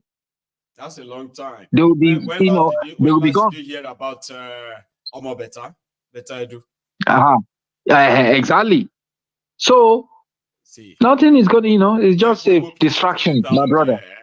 So that you see one thing, right? Let me tell you something about the advantage of all of this. Before you go, right? Is that a lot of people are now aware of all of these things because we kept pushing them out there, we kept telling people, we keep showing them all that, right? And it seems like nobody is listening. Don't be surprised. Everyone is listening. When the shit hit the fan, some of the people that will go after these criminals, when we begin to see videos of them, like we are seeing in Kenya, right? Once they start going after them, you'll be hearing some of these Nigerians mentioning everything that we know here as they are going after them. And you will be like, oh, so you all knew all these things before. Yes, we did. We knew. We're just waiting for our time. So that's one thing about this whole thing. You see, when the Kenyan Gen Z, when they started criticizing their finance bill, they sounded like just everyone else, just complaining, ranting, lamenting. Then they started digging. They started digging more. And they started kind of raising more awareness on what they are discovering. Like, did you know? Did you know that? I'm like, no, I didn't know that one. They didn't tell us that. Oh, no, I didn't know that. Oh, is that true? So some of them started going back to actually go and carry the bill. And they started reading. Once they said, oh my God, they have finished us. Oh, like a typical, oh, these people have finished us, so we don't go agree. So we will get to that critical mass. But you know that the percentage of stupid people in Nigeria is greater than in Kenya because of our population. I mean, these stupid people, they are so stupid. They are so stupid that they call themselves doctors, professors, whatever. But when it comes to the truth, they will turn a blind eye on it as if no, what you are talking about is not true. What are you talking about? They will make you feel as if no, it's not. Just a problem maker, a problematic person. So as you know, well, I hope that Nigerian youth we wake up from their slumber. I don't know. It's getting, because the hardship in Nigeria is far greater than this Kenya one that Kenyans just are fighting to stay alive for. But Nigerians are there praying. But don't think like it is. It is not going to happen. It's something I'm so sure about. Finger crossed, because if it happens, and I know that people are serious, honestly, I don't mind. I will go and join them. Me, I don't mind, because that's the kind of thing I like. The article will be, like, yes, this is what we want, and they should go to the key places. That's not going to notice that. The reason why I kept showing this Kenya stuff is that to show to those in Nigeria that all this on solely no go help you. All right, we no go agree, no go help you. And all of you gathering somewhere, singing and dancing at a Freedom Park or whatever. No, that's not going to help. If anybody is going to call you out for anything serious, look, this, yes. You see, this Tinubu government, they've mastered the art so much that they will sponsor some riots, so that they can, so it will look like, yes, people are lamenting now, so other people will not bother. So it's like that we counter the thoughts of other people even thinking of starting the real one. Right? We have seen that many times. These people are very smart. These people, they are so smart. So smart. We need to outsmart them. No, they are not smart. Hold up. Group. Thank you, brother. They are just criminals who have weaponized poverty. They don't need to do much. Okay? Like your own brother can start fighting you now. Your brother can agree with you. A lot of people will agree with us here. But if they put, how many are we now? 1,300 or so, yeah? So they put all of us in the room. right? You'll be so surprised that out of 1,300 of us, that we're supposed to kind of have maybe 70 to 80% of us that agrees on some of the things that we share on this platform. So therefore, there shouldn't be a problem, Abi. Now, you'll be so surprised if they put all the 1,300 of us, including those who are well-to-do among us, who don't really, they are not suffering, but they still have the poverty mentality, so to say. If they, and then Tinubu walks in, and some of these Olori Burukus walk in, and they walk in with, we are sorry. And then they open their wallet and say, guys, it's not as bad as you are thinking. We are not bad people. Now, for you to be sure, anybody who is ready to come and offer us those your ideas and join us, we'll give you so amount, and then so and so. You will see people that will say, maybe we are all trying to make Nigeria better, so why not go and work with them and join them? People who have been on this platform for years. So we have a lot of work to do when it comes without any concrete, without any concrete idea, any concrete revolutionary, ideas that will change everything. No. Majority as soon as they hear about majority of those who are pretending to still love Nigeria, right? Some of them are just waiting for their turn. Okay, and they will tell you it's because they love Nigeria. No, it's not because of that. All right, I'll leave it at that. Hold up, let me take another one. All right, then. Have a good good day. Yeah, thank you. Yeah. Bye. So when you see people, right, who, that's one of the reasons why I've always been very careful associating with a lot of people. See, if you know how many people who are like messaging, some of them have given up on me. It is not an act of snob. I'm not snobbing people. I suddenly not suddenly, I later in my life became very, very cautious and suspicious of people. Because I've discovered that a lot of people will join you and pretend that you are fighting these criminals together. Mayegun, I love what you are doing. You are this kind of people we should be having in our society. This kind of people like you are supposed to be in charge. Ironic. Some of them are only trying to get closer to you. Once they get closer to you, they can tell people I'm his friend. I'm very close to him. Then you will think you actually have a lot in common together. We are working to that country. They go, yeah, me and my team, me and my yeah. You won't know that some of them are actually trying to use you to get closer to those criminals. Yeah, they couldn't get to them, right? Or if you say you are a friend of Mayegun, oh, I'm a very good friend of his, so we are together and yeah. Then that kind of add value to you. Because some of them will be like, you know the guy. Then I've been looking for means to reach him more. I didn't know you know him more. So if I want to reach out to him, how? So there are people who have tried to come closer. They get involved in what you are doing. They pretend that they are also involved. They pretend and all of that. It's all pretty much like fake. That's why I don't really kind of like meeting people or joining this group, that group. All of us, let's go here. No. You have to be very careful about the people around you. Because most of them, their complaints about Nigeria, it's not because they hate what is going on in Nigeria. They want to be part of it so desperately. And they will use anyone to get closer. And that's, that's why I don't have scandal from anybody. Nobody get closer to me. That's close enough you can get.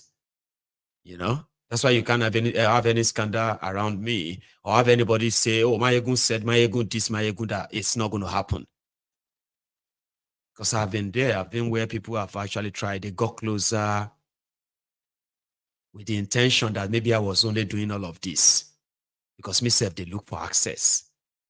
So when they now discover that I actually mean it, that if I have a chance of destroying these criminals, I'll do it without thinking twice. All of them. And they felt like, no, it's like it's serious. Well, don't mind him, it's not serious. What he's asking for is impossible. He's talking about it. It's not possible, Jared. Don't mind him. He's not a serious person. I am not serious because I am trying something they believe will never happen, even though they pretend to be part of it. You know? So I've been there. So give Nigerians time. With time, you'll find the right people. The right people will find themselves, or the situation will set all of our brains. I promise you. So slow but steady, right? Don't rush into going into any alliance with anybody because some group come together. They say we are now group so and so. We are mobilizing Nigerians to go and fight this. Don't just jump into all of them. Majority of them just need you, and you are the access they need. So they can tell those criminals and say, you know that I belong to this also group. I can bring all of them to you. Say, hey, can you? Yes, I can. I've been there, my people. I've been there. So if I tell you something, I'm speaking from experience. Here is a caller on the line. Sorry for keeping you there for that long. Are you still there? Yes, I'm still here, my good general. Good evening. God bless you, sir. I'm so sorry, right? I have to finish before I say it. No, it's okay. I'm okay, my ego. It's Ferdinand from Newcastle. Oh, that's it, brother. Ferdinand from Newcastle. How are you? I'm good, Baba. In fact, I was just carefully listening to what you're saying, and I'm so happy that you actually made it point clear. You see, if there is one thing I love about you, it is your consistency. Because just like the previous caller said, the last caller before I called now, he said these people are too smart in organizing counter protest. And I love your response. No, they're not smart. They're just being stupid and selfish. Yes. Because they believe that taking advantage of perished. And exactly. It works well. Exactly. And the one thing about counter protest is that the number of people who are counter protesting are not even up to 10% of the real protesters. They can never be. Because they were paid to do the protest, to go and disrupt it. And so if you look at the NSAS protest, when the whole youth trooped out in their numbers, you could see the crowd was uncontrollable as compared to the few thugs they were carrying around in their Prado SUVs to disrupt the whole thing. So that, for me, that is not smartness. That is just being stupidity and trying to confront chaos and anger with another anger. An act of cowardice. Yeah. So there is nothing smart about that. A quick one, because I now have a few minutes to make my point. So over the previous days, you've been making your brokers. I actually wrote down a couple of points I would just want to touch, not particularly from this night presentation, but from other previous ones. So I'll just be brief. You see, you asked sometime about Chidi Lloyd. You mentioned about him being a local government chairman, and then you asked, was he not formerly a House of Assembly member? And then I'll answer your question with another question. What was Wike's position before he became governor of Rivers State? Before that, right? He was a minister, but before that, he was a local government chairman. Good. So from serving as a minister, he came back to Rivers State and served us as a governor. And then he's back to Abuja now as a minister, is it not it? So that should answer your question about Chidi Lloyd. These people don't really have any idea. They don't have life outside politics. For them, politics is a full-time job, and they can't live off.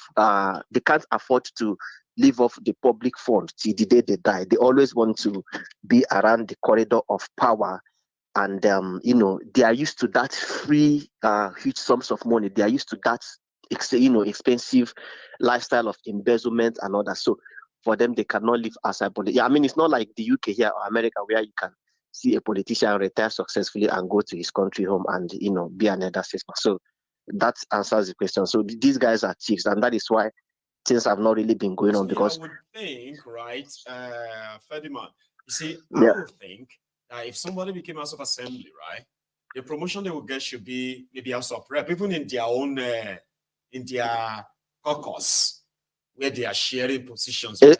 So I wasn't expecting local government chairman at all. I mean, it's like this, right? He pasted a poster for House of Assembly, right? And they sent him there. Now, he put up another poster as local government chairman. Like, I'm like, why would it did happen anyway? Yeah, for them, it's just can I just get anywhere I can be getting money? Because if you look at Wike, for instance, he was the governor of Rivers State. I mean, the money coming into that office is much more than what he's seen as a minister. You understand me? So he shouldn't even be the minister of FCT. What is FCT? But he just has to be in FCT and then create an office for himself. What I mean, an office this time around is a way of embezzling money through budget padding. He's seen all of that. He himself has submitted, apart from 2024 budget, too. Wike has submitted and got an approval for 198 billion. Yes, and that is like if you combine like it's about the allocation for 7 states. You get it, and that is how these people run. Secondly, I'd like to talk about the issue of militancy in the Niger Delta. Yes. You see those guys. You see that guy that was making that video about some people were saying he's making mouth. No, he's not. Because I said my own that nobody think they are joking. All these things you are seeing in the ad of Boko Haram. No, they don't reach Boko Haram. Have you heard of Fulani herdsmen killing people in River State before? I haven't. Okay, why? If Fulani herdsmen should find their way into River State, I promise you they won't make it out alive. They will like the River State militants. They don't need to call on the Nigerian army to come and help them. They will personally take care of them themselves. You see, back then when I was in Nigeria, I'm so grateful that I even got out of that contraption because it changed my way of thinking and everything. Back then when I was in Nigeria, do you know that there are some camps you see boys with sophisticated weapons? Like I never even knew. It was my cousin who told me I should come during that. That was around 2009, 2010. That they are that they are looking for people to put their name in the list. Mad period in Nigeria, Delta. Exactly. If you go inside the creek and see the kind of ammunition these guys are having, and most of them are even hungry, carrying expensive gun, worth hundreds and millions of naira. They are hungry. They'll be asking you, like, begging you, like, Baba, just help us now, give us some money for drink and smoke. You'll be looking at somebody with an LUMG. You know what an LUMG means? I'm talking about sophisticated weapons that could be like as much as with like 50 grand, $100,000. Like anti-tank. The kind of weapon the fish shoot, we go enter tank. Exactly. Enter like say it, hot knife, they enter butter. Exactly. Weapons, maybe say you they carry armor vehicle. Go face militants of Niger Delta. You they joke. Exactly. Like you see somebody with sophisticated weapons who is so broke. No food, no money, no real thing. No food, no money. Like, and I'll imagine how can somebody have an LUMG, land machine gun, AK-47, sophisticated weapons, like, and the person is taxing you for 1,000, 2,000, 5,000. Do you imagine what these people created? Like, the next thing for that person to do is to use the next thing that comes to the person's mind is to use that gun to try to like make a source of living. And they are even the reason why there is no peace. He says they want peace. They are the reason where there is no peace in every state in Nigeria, because characters like that are in every state. Yes, sir. And like you said, they always work hand in hand with the politicians. So this issue of insecurity and all that, when the politicians want to, when they want to kind of like track this insecurity and, sort it out, they know how to start and finish it I up. was in Nigeria, Ferdinand, right? And yeah. I was a bit of a writer. I'm like a strategist. Yeah. I will sit down and I'll plot for them. So I was still part of their politics at home there, right? So we're plotting. I won't give names about some of the people who come from my local government area will know who I am talking about, right? But he's a very cool guy, very, very cool guy. Yeah. Yeah. So I'm gonna know. So this guys, election was coming, and guess what? That was when I knew that the politicians, right? Yeah. They are not good people. No matter even if you have a brother or you have a family member who is a politician in Nigeria, if you get to know what they are getting involved in, you know they are not good people. No, they are not good. However, they are not. Election was going to happen like in another 1 or 2 months. So this my man called the meeting. and we call it calling all the houses. I don't know. You are from River State. You probably have seen something like that too, or somehow. Yeah. Yeah. Yeah. You have to call all of them. You see, to me, cultists don't befriend themselves. You know, all of these cultists, Ake, Aye, Buka, Alora, Baggers. this or that, right? Yeah. All of them came together when politicians called them and said there's a job. Yeah. We are bringing all the houses together. But they were drinking. I did there. Yeah. Number 1, number 2, number 3. This, that. All of them did that hotel in the Jabu. They all came, like about 200 of them. 200 cultists in the same hotel. We shot the gates. Yeah. They had a meeting with them. Yeah, exactly. Exactly. They get closer to the governors. In fact, these politicians, they actually decide who will be the SUG presidents in some universities. Message, quickly, Ferdinand. Yeah. The message wasn't about how to mobilize people to vote. We're talking about the other people. Because they themselves are also calling some groups too.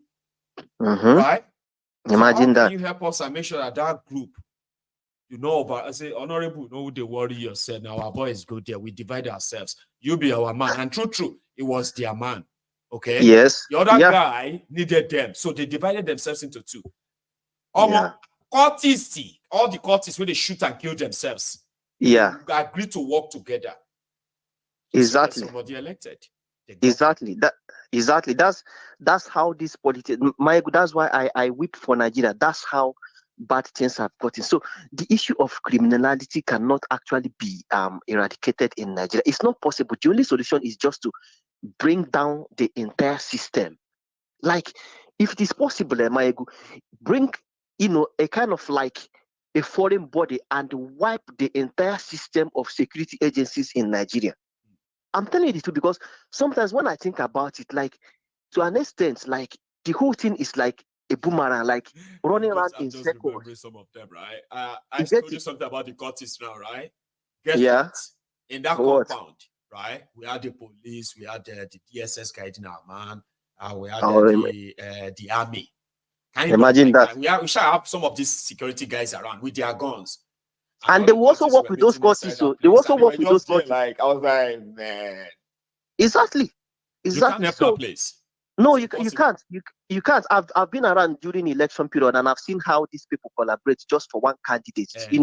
It's not possible. And that's why when you talk about when they talk about insecurity and all that, insecurity, the politicians created it, and they themselves alone can end it. You get it? And that brings me to my final point. The last time I was listening to your broadcast, you were doing the reading on white malice. You talked about, I think you read some pages, some paragraphs where there was established a Voice of Africa, kind of like a Radio Ghana that was broadcasted in Accra in different languages. It was Nkrumah that set that up, remember? Yeah. And my good, that's a very powerful tool. That's what you're doing right now. You see why when Nnamdi Kanu started IPOB, the first thing he did was to establish Radio Biafra. This is not Radio Ghana, but like Radio Biafra. So with Radio Biafra, he was able to like convey his messages, his ideas and hope, his solutions to people, and people started listening to Radio Biafra and even tuned into Radio Biafra as a source of genuine information, unlike the infiltrated information we get from Nigerian media like NTA channels and all that. So people started listening to Nnamdi Kanu more than the Nigerian media, and that actually opened their mind. And you see, so this struggle for Biafra is an ideology that can never die. Even if Nnamdi Kanu is dead today, I promise you, another person will just pick it up, because it's an idea that has been implanted into the and you can kill human beings, but you can't kill an idea because it passes from people to people. So once the people have started yelling for it, trust me, there is nothing anybody can do. It must surely come. Holding Nnamdi Kanu will only make the matter worse. So what you're doing now is like what Nnamdi Kanu is doing, passing a message of awareness and opening people's mind, consciously and subconsciously, because for instance, now if you were to be arrested in Nigeria, trust me, they will hold you down the same way they held on Nnamdi Kanu. Most people are asking, why is Nnamdi Kanu not released? This and that. They've released other terrorists. Other terrorists did not run a radio station that was opening people's mind. You know, politicians get so scared when you expose them and tell people the real truth of how the society is being run and governed, and telling them the way to save them, like the way forward, you know, giving them ideas that will actually help them to get out of the mess. So when you bring knowledge to them, you know, to the masses like that, you know, like one senator says that it is very dangerous exposing how much they are making in the Senate per month. So when the masses actually get knowledge of what is actually going on in government, the politicians are so scared. The politicians are very scared, though. Yeah. They are very scared people. That's why people like us are trying to cause problem in Nigeria. Exactly. So what is the That's problem? why By telling the people the how these criminals are running things. So if they know better, then that means we are putting the life of these criminals in danger. But why not? They put all our lives in danger already. Exactly. So that's why they go around in bulletproof cars and other things. They can spend even 1 billion naira to buy an SUV truck for a particular senator if matters come to us, so long as it has to do with security. So they don't joke with their security. That's why they cannot move around with anything that is not bulletproof cars. And lastly, about the man that was struck, the herbalist that was struck by a police commissioner because he was trying to defraud him. You see, that is to tell you that also, to my previous point, if they want to catch these rogues and criminals and insecurity, banditry and all the rest of them, they can do it. So he was actually tracked because he had to do with the commissioner of police. It was his own personal case and matter and security. So he had to take care of it. So he went to the extent of tracking this guy and fishing him out. So why can't you use the same resources for the Nigerian masses that have been kidnapped? Track these kidnappers or whoever, bandits or whatever, Boko Haram members, anything. Track them, get them, bring them to justice and execute them. You know. But once it has to do with the masses, they won't use those resources. And but what they have to is even yet to defraud him. Like exactly. The moment that one hear that this one is like police officer, he hung up, so they tracked him, they grabbed him, and he confessed that that's what they do. It's all fake. You are so right. These guys could actually help people. But remember, we keep reminding the people that the Nigerian constabulary that turned to the Nigeria police today, the colonial constabulary, wasn't set up to provide security for the people from the word go. They were set up to provide security for the regime, whatever regime. Exactly. So I actually believe that the Nigerian police is not your police. No. So and they are not your friend. To do this or do that. And they are not your friend. They keep telling people police is your friend. Yeah, they are not your friend. You're right. The police is for me. The police and the military, they work hand in hand with the establishment. But Mike, do you know what even bothers me sometimes is that this police and this military, they are made up of young people. Because it is the old ones, like from 40, 50, 60, that gives orders from the office. Now, it is the young people that are out there in the field. And they feel this hardship that the people feel. I mean, their take-home salary cannot even take them home. They are being paid peanuts. And yet they put their life in danger. They risk their life to protect these thieves in office. How about we have a protest where the police and army will guide us and even escort us into the National Assembly? Can't there be that kind of ideology within them? Ferdinand, but instead they face the people and start shooting them, the people that are protesting even for their own good. Let me because during the enters, before you go, right? Let me tell you this. It is going to happen. There's one thing, and it's not one person, okay? Like about 2 or 3 of these uniform guys in Nigeria. Yeah. There is this belief that, they are only ordered. So it doesn't matter who you make the leader of Nigeria or president. Their own is to obey the order, okay? Yeah. But accordingly, right, they wish that the people will be able to choose right. And if they choose and they got swindled, this guy said they wish, this is now me giving back to you what some of them are saying or among themselves. Do you know what? They said they wish that when Nigerians go out for that protest, they don't stop. Because they said part of the training they give to them is that, number one, when Nigerians say they want to go and protest, okay, give them 2-3 days. Most of them won't be interested anymore. Okay, so then the fact that they will see soldiers, weapons, and the rest of that will discourage half of them. That's the training they give them. Yeah, so you see those who are now stubborn, who waits. Shoot some tear gas, shoot 1 or 2, 3 of them. The rest of them will run away, and they will run away. Yeah, it all makes sense. I believe that. That has always been happening. Yes, like it is like there's a manual that they give to them and say, hey, don't worry yourself, okay? What happened is this: when you go out there, you know what? You will shoot 3 people or 4 people here. Yeah. Then go to that next place and then shoot 5 people. Okay. Yeah. And then arrest as many people as you can in this place as well. All of them exactly. will scatter. They won't come back. Exactly. That's and Mayego, it has been happening. And to add to your to what you just said, another thing they will not. So this guy now said they are always wishing. Some of them are wishing to prove their leaders wrong. That means they will shoot tear gas, they will shoot guns, but instead of all of you running away, you are supposed to come back. Now, if you keep coming back, there are many of them that will stop shooting. They will say, well, we can't shoot again. We cannot shoot again. Yeah, we can't kill everybody. Yes. Do you understand now? So they said except those terrorist ones, except those terrorist ones that they recruited, those repentant ones, they will shoot too. And now they will shoot, and some people will catch them and kill them. You don't know. Those ones we shoot. And that's why when you overpower them, when it's like having 10,000-15,000 people to start with, right? 15,000 people on the street, and then you have these 20 soldiers. So maybe 4 or 5 of them decided to be like down Boroba. People started running. Then they regroup again and they will lay them. They will kill them. Yeah. If the number is right. Because the number is the problem. Yeah. Because they themselves, they are also scared of numbers. You know, when you see this large crowd of people, how many people can you shoot? How many bullets do you have? And another thing they do. And then before you know it, right, they surround you. Before you know it, you are in the middle. Yeah. And before you know it, they started stoning you.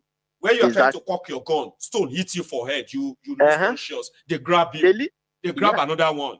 You go see some of them running with their guns. No be so. Sure now. It is the number that we don't have. And we must have that number. We will. Yeah. Someday it will. Someday it will happen. Thank you very much, Mayego. Let me just stop there. Thank you very much for the good work you're doing. Please remain consistent and do not let anybody try to buy you by getting close to you or pretending to be a friend. That's why many missions has actually been compromised. Just keep it up and thank you very much. Okay. God bless you, my brother. You have a good one. Okay. Nobody should worry themselves about anything around me. I've said this many times. Okay. So what do you really think can happen to me that I'm going to turn on my camera and I'll start sounding like a compromised person? You know me, I will speak my mind. I am somebody who have made it clear to all of you that I have my own conviction. And I am doing my best to prove to a lot of you who doesn't have that conviction with me. I'm not going to force you. You've got your belief, right? The reason why you are here is because you are tired of this contraption too. You want something different. Great. I'm not going to dispute whatever you want. Yeah. Since you have something to grind, a stone to grind with the contraption, I do too. But maybe I could convince you and tell you about my solution. My own solution. My solution could help. It hasn't been tried. A lot of people believe in my solution too, because that same solution is what they also proposing. But would that make me then say, oh, if you don't believe in what I believe in, no, I'm not like that. You get what I mean? So I am pretty much like somebody who believes that if you are convinced that you could make a difference about something, then go for it. It may be your solution that will actually lead us out of this whole mess. It may be my solution. Maybe his solution. It may be our solution. So a place where all of us can just say, I don't want this. I would prefer something like this. So that sounds good. No, me, I prefer something like that. Oh, that's good as well. But we could have all of that if we can get rid of this establishment. if we can get rid of the criminals who have ganged up there, we can get all we want. And that's somebody like me. Okay? And I encourage that for everyone too. Being that, be flexible enough that you won't turn around and say, the reason why you changed is because somebody, what are you going to do to me to compromise me when I'm not looking for anything from them? I do not want to live in Nigeria. Right? Yeah, if I have my way, I would never live in that Nigeria again. So where would I want to? I would love to live in my own Ijebu. Ijebu that is also, that falls onto the part of the Yoruba land. I would love to be part of that union. Not this contraption. But since I can't have that yet, right? I just have to keep educating those who should understand why. This contraption can't work. It's never worked. It will never work. And listen, you can never make it work. It's not because you don't want to try, you know. Don't even waste your time. So yes. So if anybody now looks at me and say, Mayegun, see, God bless you. Please don't compromise. We look forward to you. Even me, I'm looking forward to myself. You do not understand what I mean? It simply means that if I have something that could help us out of this soul mess, and you can play a role, you can play a role, he can play a role, she can play a role, everyone can play a role by making it easier, then I'm going to be part of that. I will. So if anybody decided that, look at this one, if they give her money, you give me money. Who tell you say I don't like money? I do. Bring money. You know, there's been so many of my people who have been asking that, Mayegun, when was the last time you did a giveaway? It's not a giveaway. If they give me your money, I will share it and I will use the rest to buy something for myself. And then I'll come back here and tell you about it. So before you come around to me and be like, now so that they talk, just give her money, small. You give me your money and tell me you are giving me this money because you are on, from the side of, you know, your establishment or Tinubu or the rest of them. Listen, people don't even approach me. I'm not approachable. I've told you this many times. I want to be sociable. I want to be approachable. That's why I decided to have my studio. When I say approachable, I mean like even the normal folks, right? People of like minds. I want to make it easier for you to be able to say, oh, Mayegun, I'm coming to your studio. I'm coming around. I want to, you know, like that. I want that. Because I'm not approachable.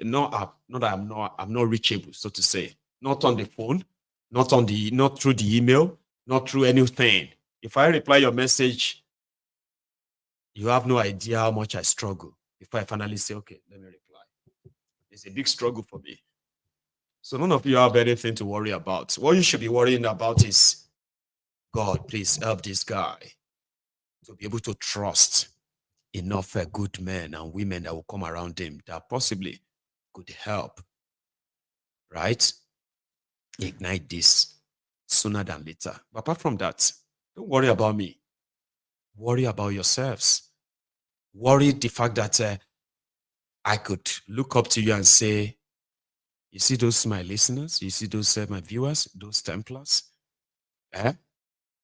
anywhere you see them, they are all the same, upright, morally upright, you know, they're like honest, trustworthy, and you can't deceive them. I want it to be like that. I don't want a situation whereby some of you will come back later and be, well, Mayegun, you better join us. Because I won't. Even if I have to turn old man. Right? Still finding a way around this. I'm coming. I have a caller. Hello. Hello, General Mayegun. Yes, sir. I don't know. I just keep leaving people behind for so long. No, there is no problem. Even no, there is no problem. Fine. Your voice is very interesting. So we're just listening to. There is no problem. I did my mother. God bless you. Keep on for your work. Yes. So the place, I just want to go angle of Kenya. You see Kenya. Kenya. You can't take yes. You can't take Kenya compare Nigeria. Kenya are civilized. You know, the way Nigeria takes civilized is just criminal art. This is the way Nigeria seeks civilized. Kenya are very enlightened. When people know what is government, that's what is called civilized. That's why this Western world, them cannot intimidate their citizens because they are civilized. They don't know what is government. In our place, we don't know what is government. In the village, you know, they believe this politician, this money belongs to them. If you go to inside village, you have village. Your mama, papa, that's why. This is our money. Our money. That's why they can come to village.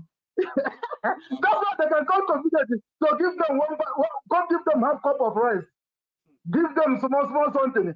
Because they think that this money is given to these people. They are working for their money. They don't know this is criminals. So Kenya are not Kakan people. Kenya are civilized. Because you see Kenya, that place you see is Nairobi. Nairobi is capital. They have other cities. They have this. Yes, this Gurathai. They have Mombasa. There is a place. Mombasa is a very good city. More than that in Nairobi that you are seeing. It's a very beautiful place. It's a tourist place. I have been here. Bless you, man. So it's different. You know, Kenya mix up. Their civilization is different. They have European Kenyans. They have Indian Kenyans. Yeah, they have one people. They are living together. That's why it's very civilized like that. And I know say they rejected the Palestinians. They won't bring to them. Yes. In the 60s and 70s, you go see Palestinian Kenyans. Yes. So it's such a very diverse and unique country. So when you talk about ethnic, when you talk about tribe, when you talk about religion, it is prominent in Kenya too. But when it comes to this suffering, they all rejected it. Yes. They all rejected it. Yes, they come together. Yes. Because they are civilized. This is what we call civilized. They come together to push these oppressors. This is what we call civilized. Because their eyes open. They know what is happening. You see the place they go. Nigeria is learning their ways. Every day, Shewiro and the Deji go leave them. They sink. Go for Abuja, go for one place. I saw sorry. People.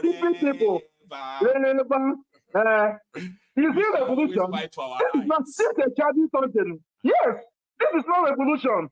You see what we call revolution? Revolution is the place. So wrong. We turned 1,000 people on the asshole. They go they jump face. They go they jump face. They will jump face. Coming. No. Even that's why I'm angry for Shewiro. He's just deceiving Nigerians. Those guys are deceiving Nigerians. I don't know what them involved for these politics. What they are doing. This is not revolution. Do you know what is revolution? Revolution is like a coup. When a soldier wants to do coup, where he's going is the head of the state. Where you are saying to push you out. Yes. Revolution is a coup. Nothing again. Let's not deceive us. Revolution means coup. Many they call it coup. You are going to coup. The existing establishments must collapse before you can say a revolution included. Yes. All this revolution without fight. Who they do Where? That one is revolution. It's not revolution. That's why when you're talking about revolution now, it makes me annoyed. You are like, wait till revolution is you know revolution. Revolution don't pamper anybody. When they say revolution does start, leaders go run away. Everybody go run. Everybody will run. Revolution. All the elite will run. In Tapush, the one have private jet. He go run with his private jet if you see chance. Because they will capture that place. Marcy, Kenyan Airport, we heard that they set aircraft ablaze unconfirmed because if they did it, yes, it's true. I see in the video. Run away from Kenya. All these elites in the last 4 days. Everybody, even they will run to the border. They will further push it on. This is where they run because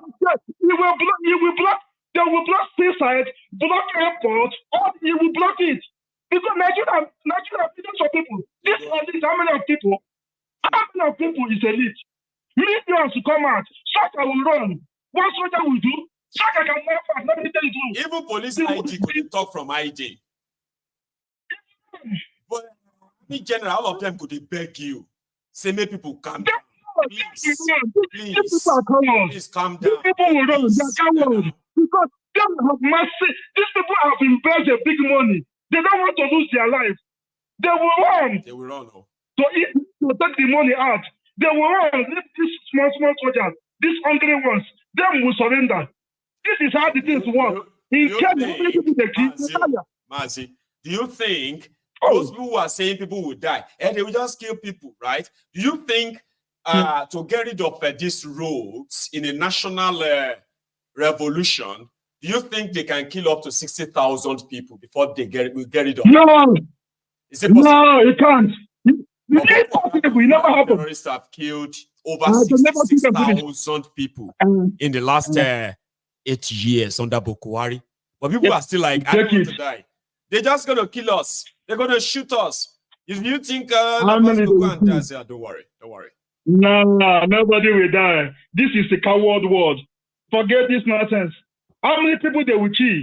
The revolution, once they are moving, people will prepare. They will prepare, capture those they are gone, just secure their sites. If, for example, now each barrack in Nigeria, how many soldiers stay in the barrack? How many soldiers to make it? How many protest ground they won't send all the soldiers to without overstretching them? Think about that. At the same state of Nigeria, if it happened this state, it happened this state, it happened this state, he captured them. He captured all of them. I don't see all the police and the military to stop all of them.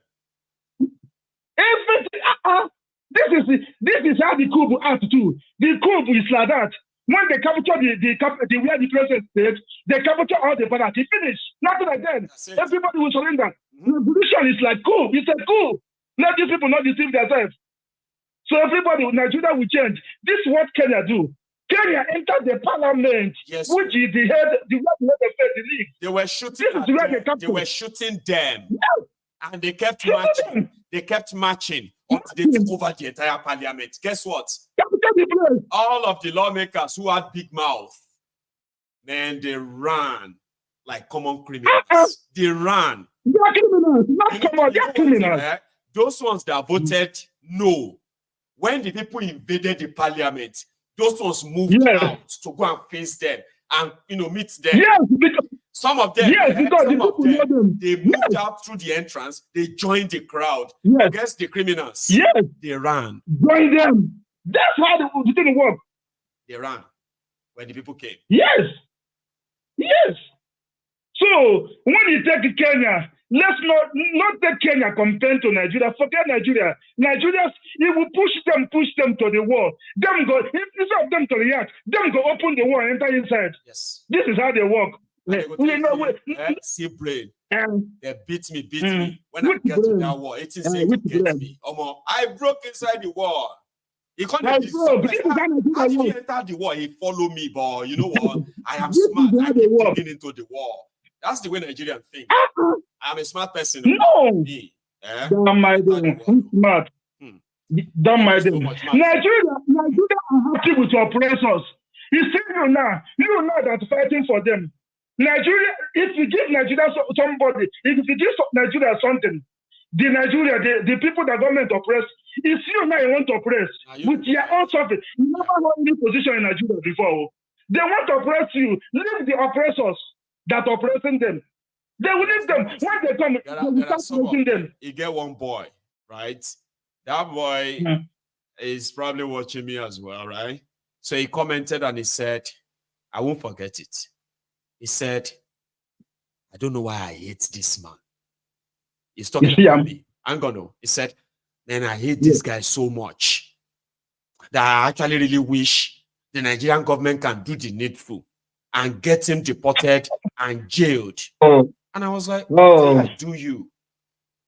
Nami devalue the naira. Nami destroy your refineries. Waiting at Nami impose darkness on Nigeria. Or am I the one responsible for the widespread poverty and insecurity in Nigeria? Why do you want me? Because I'm talking about their criminal leaders, and he hates me so much. Ignorance is the problem. I don't know. Like, how did something to happen to me? I did not do anything to you.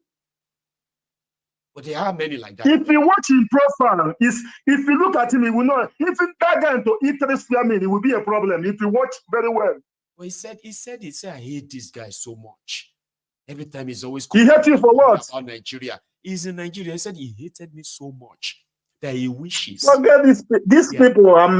In Nigeria, nothing. That revolution we are talking, it will not happen. I'm sorry to say that. It can never happen in Nigeria. Let me take another one. It will not happen. I'm sorry. It will not happen. Only thing that will happen, that which people, Biafra, Oduduwa, we must push.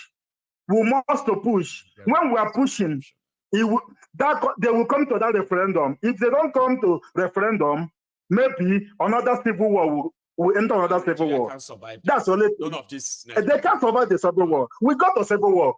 Everybody will die and everything will perish. After the people that survive, the country, they will take the country, no problem. Right? Thank you very much. God bless you. Yes. Thank you so much as well for your time. It's great.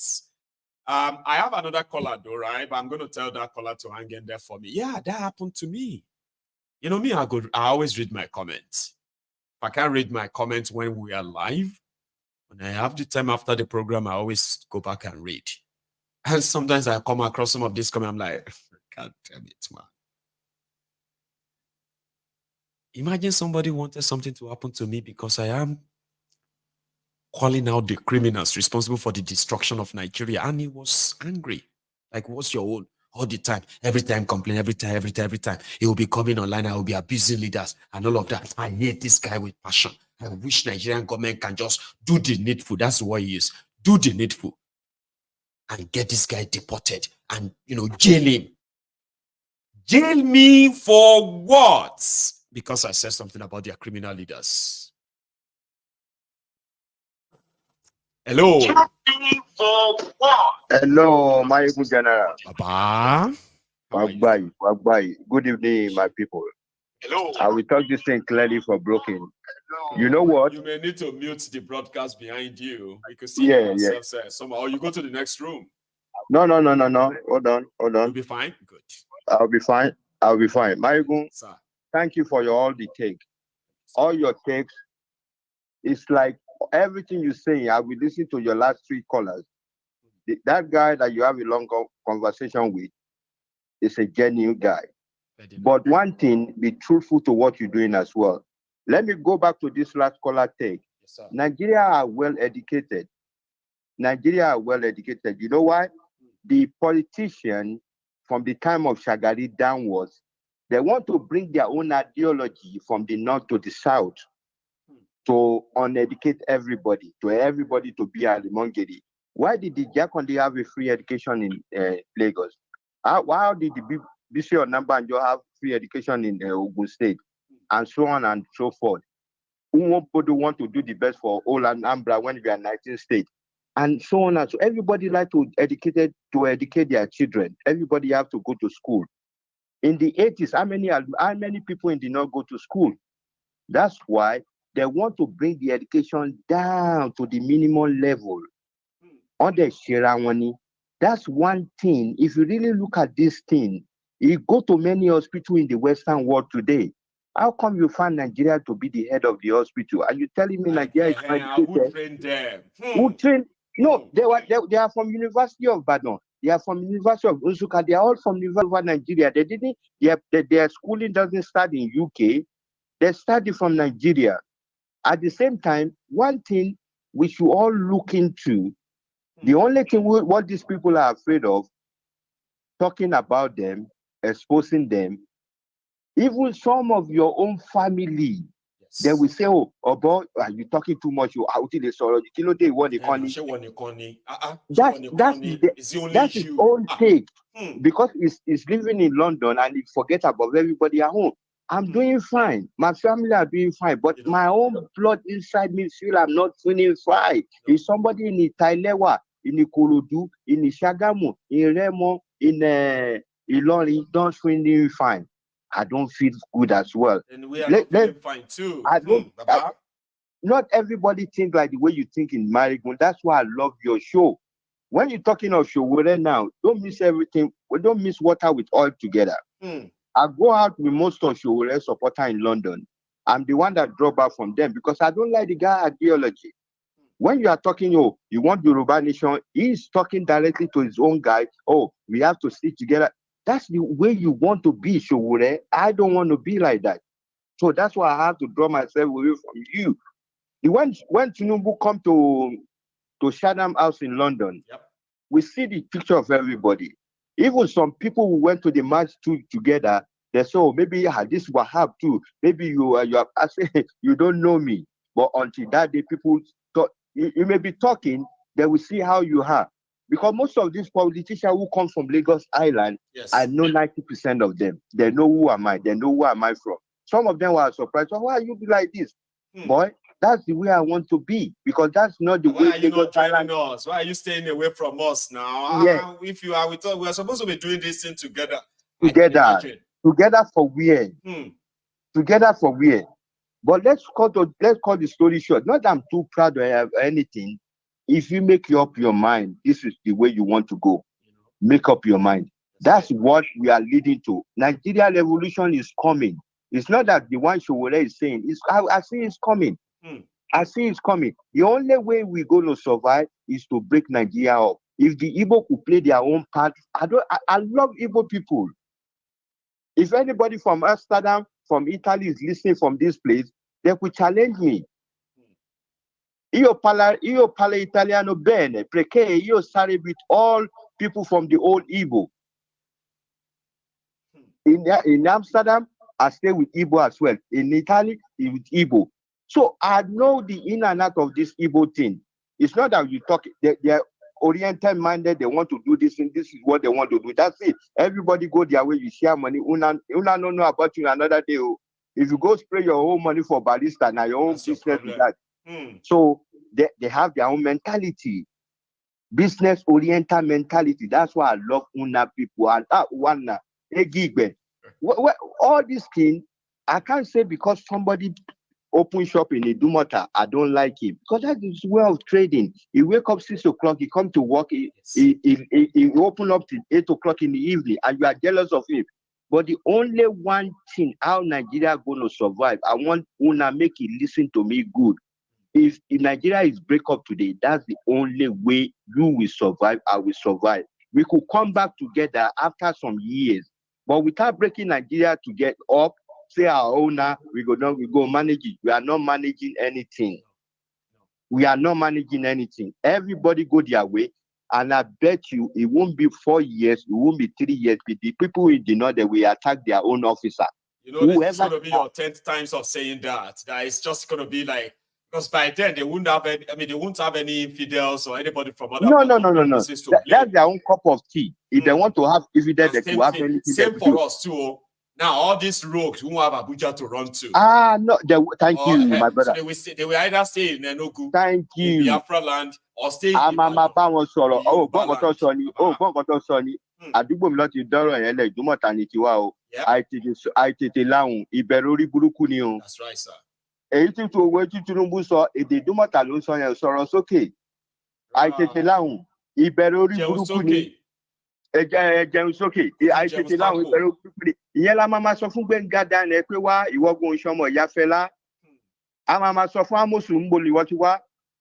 Ṣé ìwọ ọmọ Adé Òdútọ́lá ni ẹni àbíbo? Bàbá ẹ jẹ́ sí gbogbo yẹn lẹ́jọ́. A máa bá wọn jà láàrin London gan wá pa gidigbo. And number 2, my last point, Mayegun, keep on what you're doing. On gbọ́n gbogbo nǹkan tó ń sọ lálẹ́ gbàgbẹ́ mo ò ní purọ́ fún ẹ. Ọlọ́run á wà pẹ̀lú ẹ o. Ọlọ́run ọba láàánú tó ń di èpo Yorùbá dúró á wà pẹ̀lú ẹ. And bọ̀bọ̀ tó kọ́kọ́ bá sọ̀rọ̀ yẹn, I love that guy. He's well intelligent. Those are the people you need around with you. Advice. It's not that you bring somebody to your studio that matter. You don't know who is who. They can money. Man make money. Money don't make money. I know that, Baba. A real man, not everybody. A real man. A man also to make money. That's right. But money don't make man. But the way you let money make you a man. The day you let money make you lose everything. You are done, because without it, you are money, it means you are not a man. Yeah. So you'll be struggling to always have that money. That's a horrible thing to experience. But sorry, I love what the guy is saying. Yes, sir. Go back to you. MC Oluomo, so on fait do de 1,000. Baba no ni to ba no MC Furare, lu ma kọ́kọ́ sá lọ. Nígbà tó bá dojú ẹ̀. Wa go ti dojú ẹ̀ ni. Tó bá dojú ẹ̀. Tó bá ní 5,000 soldier, 15,000 bọ̀ lọ́nà. Wọ́n ní 5,000, 50,000 ń bọ̀. So and let everybody get ready. Oh my God. Important is say à ń sọ̀rọ̀ sókè ní à ń láhùn fún wọn ní tó ọ̀rọ̀ yẹn ń wá ó ń bọ́ bọ́ ṣe àràṣẹ lọ́rọ̀ àràṣì ìwé mi náà ọmọ máa àràṣì èèyàn lójoojúmọ́ ọmọ máa sọ̀rọ̀ sí ẹ èmi àmà kan ní barista máa gbọ́ ìwọ́gun òun ọkọ tó ń sọ wọn ní àbúrò ẹ̀ là onífàyàwọ́ Sanwó-Olú ló ń sọ yẹn pé àbúrò ẹ̀ ni ó wá ní ó fàyàwọ́ pé èmi náà yá jọ ìwọ̀n kémi náà tètè lówó lọ́wọ́ mo ní ìwọ́gun ògbọ́n nǹkan tí barista ń kọ ni ò gbọ́ dáadáa ká ní ò gbọ́ ni barista ò ní kọ́ jí owó kọ́ lọ sọ́wọ́ owó sí lóyìnbó títí ò da ọ̀nà ò da ilé ò da gbogbo ọmọ lóde ti di aṣẹ́wó tán ṣé gbogbo alamadi bus conductor ni ìgbà tèmi wà ní Ìdúmọ̀tà Kúnlé pólè òyìn wọ pátákà kiri Ìdúmọ̀tà ń gbà yẹn ni. Ó padà dàgbàlagbà ó dọmọ ta gidi ó tún dàgbà. So ìgbà tèmi táwa wà ní Ìdúmọ̀tà òun gan yìn wọ pátá àdúgbò kan náà láti wá lágbòrò kò ṣe pé bóyá ní tìbọn ti ba gbogbo bẹ́ẹ̀ jẹ́ ṣé yẹn la máa sọ pé bàbá sọ pé bàbá kan ò sọ pé ń fẹ́ mi o bàbá kan ò sọ pé ń fún mi I know my date of birth I don't know my date of death nǹkan tí kò wà lórí ẹ̀ nìyẹn kò ṣe pé bóyá Boko Haram kan a máa pín. It's a matter of time. Ẹ jẹ́ ká máa sọ very soon, right? Some of those who are laughing, sir, they will not be laughing again. They will not be. It won't be. But you came so the way I feel, I love every woman being, I love whoever you are, the monkey, whoever you are, but do the right thing. Don't take me for a fool for the rest of my life. Don't take no. God bless you for Thank you so much. Thanks, sir. Very nice one, okay? So time is good evening, everybody. Good evening. Have a good one, sir. Yes, sir. So that's a good one. And is someone who is from Isaleko in Lagos, and I can imagine I have a few Isaleko Templars here too, not few, a lot, because I've had some of them who have come out to express how they feel towards Tinubu and his gang, how they messed up Lagos, and today, some of them are actually coming together to see if they can still rescue their Lagos from Tinubu. Or better still, join the Yoruba movement, get our sovereignty, and then the likes of Tinubu will never be seen again. Either way, it's going to be a win-win. And there are people who wanted that to happen. So my time is up. So is yours. Thank you so much, everyone, for this evening. Okay. And if you joined us midway or you joined us, towards the end, you might need to rewind this. Just move the arrow back, okay? Move the cursor back. And you can watch this from the start or the part you missed, right? Thank you, everyone. Enjoy the rest of your evening. And I will see you tomorrow. I promise. Good night.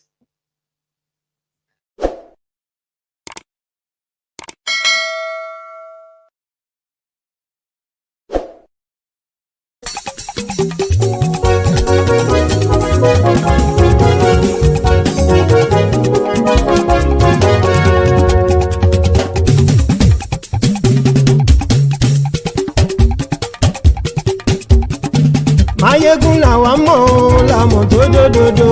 Mayegun dayari Mayegun number one. Mayegun làwa mọ̀ làmọ̀ tó dòdòdò. Mayegun dayari Mayegun number one. Mayegun ti dé o ọ̀rẹ́ ara ìlú. Mayegun dayari Mayegun number one. Lórí Facebook lórí YouTube. Mayegun dayari Mayegun number one. Gbogbo bó ṣe ń lọ ni Mayegun já wa sí. àṣírí ọ̀jẹ̀lú kì í bò níbẹ̀ o. Máyégún dáyàrí Náíbì nọ́mbà wán. Bó bá ṣe eré àní Máyégún máa wí. Máyégún dáyàrí Náíbì nọ́mbà wán. Ó sì tún ṣe eré wàá gbọ́ níbẹ̀ o. Máyégún dáyàrí Náíbì nọ́mbà wán. Máyégún dáyàrí politico. Máyégún dáyàrí Náíbì nọ́mbà wán.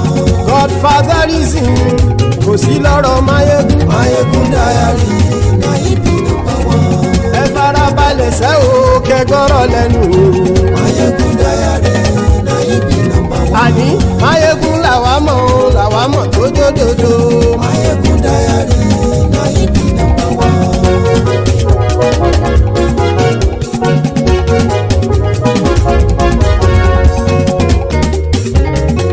Àní ẹ̀sùn ràkì. Máyégún ti dé. Máyégún ti dé. Ọ̀jẹ̀lú ẹ̀sùn ràkì. Máyégún ti dé. Àní ẹ̀sùn ràkì. Máyégún ti dé. Lórí Facebook. Máyégún ti dé. Àní ẹ̀sùn ràkì. Máyégún ti dé. Lórí YouTube. Máyégún ti dé. Àní ẹ̀sùn ràkì. Máyégún ti dé. Bọ́ bàbá gbé wúrẹ́. Máyégún máa wí. Àní ẹ̀sùn ràkì. Máyégún ti dé. Ijó ìgbádìyẹ. Máyégún máa wí. Àní ẹ̀sùn ràkì. Máyégún ti dé. Pẹ̀sìdó bá rúfin o. Máyégún máa wí. Àní ẹ̀sùn ràkì. Máyégún ti dé. Gómìnà kówó jẹ. Máyégún máa wí. Àní ẹ̀sùn ràkì. Máyégún ti dé. Ọlọ́pàá ti ń darí bá. Máyégún máa wí. Àní ẹ̀sùn ràkì. Máyégún ti dé.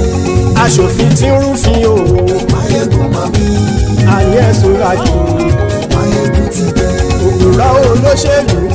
Máyégún máa wí. Àní ẹ̀sùn ràkì. Máyégún ti dé. Ọ̀jẹ̀lú ẹ̀sùn ràkì. Máyégún ti dé. Àní ẹ̀sùn ràkì. Máyégún ti dé.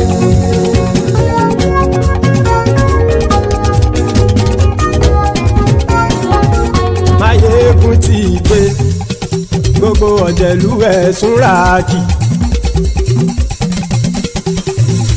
Máyégún ti dé. Gbogbo ọ̀jẹ̀lú ẹ̀sùn ràkì. Ṣùgbọ́n ní bá ti ṣe èyí tó yẹ kí wọ́n ṣe, ọmọ bá dèrò ní fi wọ́n níran o. Máyégún ti dé. Gbogbo ọ̀jẹ̀lú ẹ̀sùn ràkì. Máyégún ti dé. Gbogbo ọ̀jẹ̀lú ẹ̀sùn ràkì. Ṣùgbọ́n ní bá ti ṣe èyí tó yẹ kí wọ́n ṣe, ọmọ bá dèrò ní fi wọ́n níran. Wọ́n fowó bẹ́ẹ̀ o. Máyégún ó sọ pé wọ́n ò bẹ́ẹ̀. Wọ́n fowó bẹ́ẹ̀. Máyégún ó sọ pé wọ́n ò bẹ́ẹ̀. Oníkanṣá ti ṣe èyí tó yẹ kí wọ́n ṣe fáwọn ará ìlú tó gbé wọn débẹ̀ o. Máyégún ti dé. Gbogbo ọ̀jẹ̀lú ẹ̀sùn ràkì. Máyégún ti dé. Gbogbo ọ̀jẹ̀lú ẹ̀sùn ràkì. Ṣùgbọ́n ní má ti ṣe yìí tó yẹ kí wọ́n ṣe, ọmọ bá dẹ́rọ̀ ò ní fi wọ́n níran. Kì máa yí ṣeré, ọ̀rọ̀ yìí kì í ṣẹ̀fẹ̀. Kì máa yí ṣeré, ọ̀rọ̀ yìí kì í ṣẹ̀fẹ̀. Ẹni bá ti lè lẹ́bọ̀ lẹ́rù o, ọmọ bá dèrò kàṣà ìtú wọn síta. Máyégún ti dé. Gbogbo ọ̀jẹ̀lú ẹ̀sùn ràkì. Máyégún ti dé. Gbogbo ọ̀jẹ̀lú ẹ̀sùn ràkì. Ṣùgbọ́n ní bá ti ṣe yìí tó yẹ kí wọ́n ṣe, ọmọ bá dẹ́rọ̀ ò ní fi wọ́n níran. Tẹnitẹni ọmọ Máyégún ọ̀rẹ́ ara ìlú mọ̀mọ́ ni mo fọlọ́run ṣọ́ ẹ̀ bá kìlẹ́bù. Lóòótọ́ olódodo ìlú ọ̀tá ìlú mọ̀mọ́ ni ìwọ ṣá máa ń ṣọ́ra kò sì mọ́ bẹ̀rù. Bọ́tà ń lè rí bóníṣègùn lé káwọn mọ̀mọ́ fi ṣera wọn ni ó ti dẹrùn tí wọn ò gbọ́dọ̀ sì mọ́ bẹ̀. Èèpo ọ̀gọ̀ lọmọ bá dérò tàjẹ́ ò gbọ́dọ̀ jẹ́, ó ti dọba lórí àbínú ẹni kò sì mọ́ bùyà. Àìsíwọ̀lú ní ẹnìkẹ́ ìgbódì ẹyin lábàrá o, ó kó ẹni tó bá dán wò á kàmù. máyégún ti dé gbogbo ọ̀jẹ̀lú ẹ̀ túnra kì máyégún ti dé gbogbo ọ̀jẹ̀lú ẹ̀ túnra kì o ẹ̀yin bá ti ṣe èyí tó yẹ kí wọ́n ṣe ọmọ bá dèrò òní fi wọ́n níran o. máyégún ti dé gbogbo ọ̀jẹ̀lú ẹ̀ túnra kì máyégún ti dé gbogbo ọ̀jẹ̀lú ẹ̀ túnra kì ṣùgbọ́n ní bá ti ṣe yìí tó yẹ kí wọ́n ṣe ọmọ bá dẹ́rọ̀ ò ní fi wọ́n níran.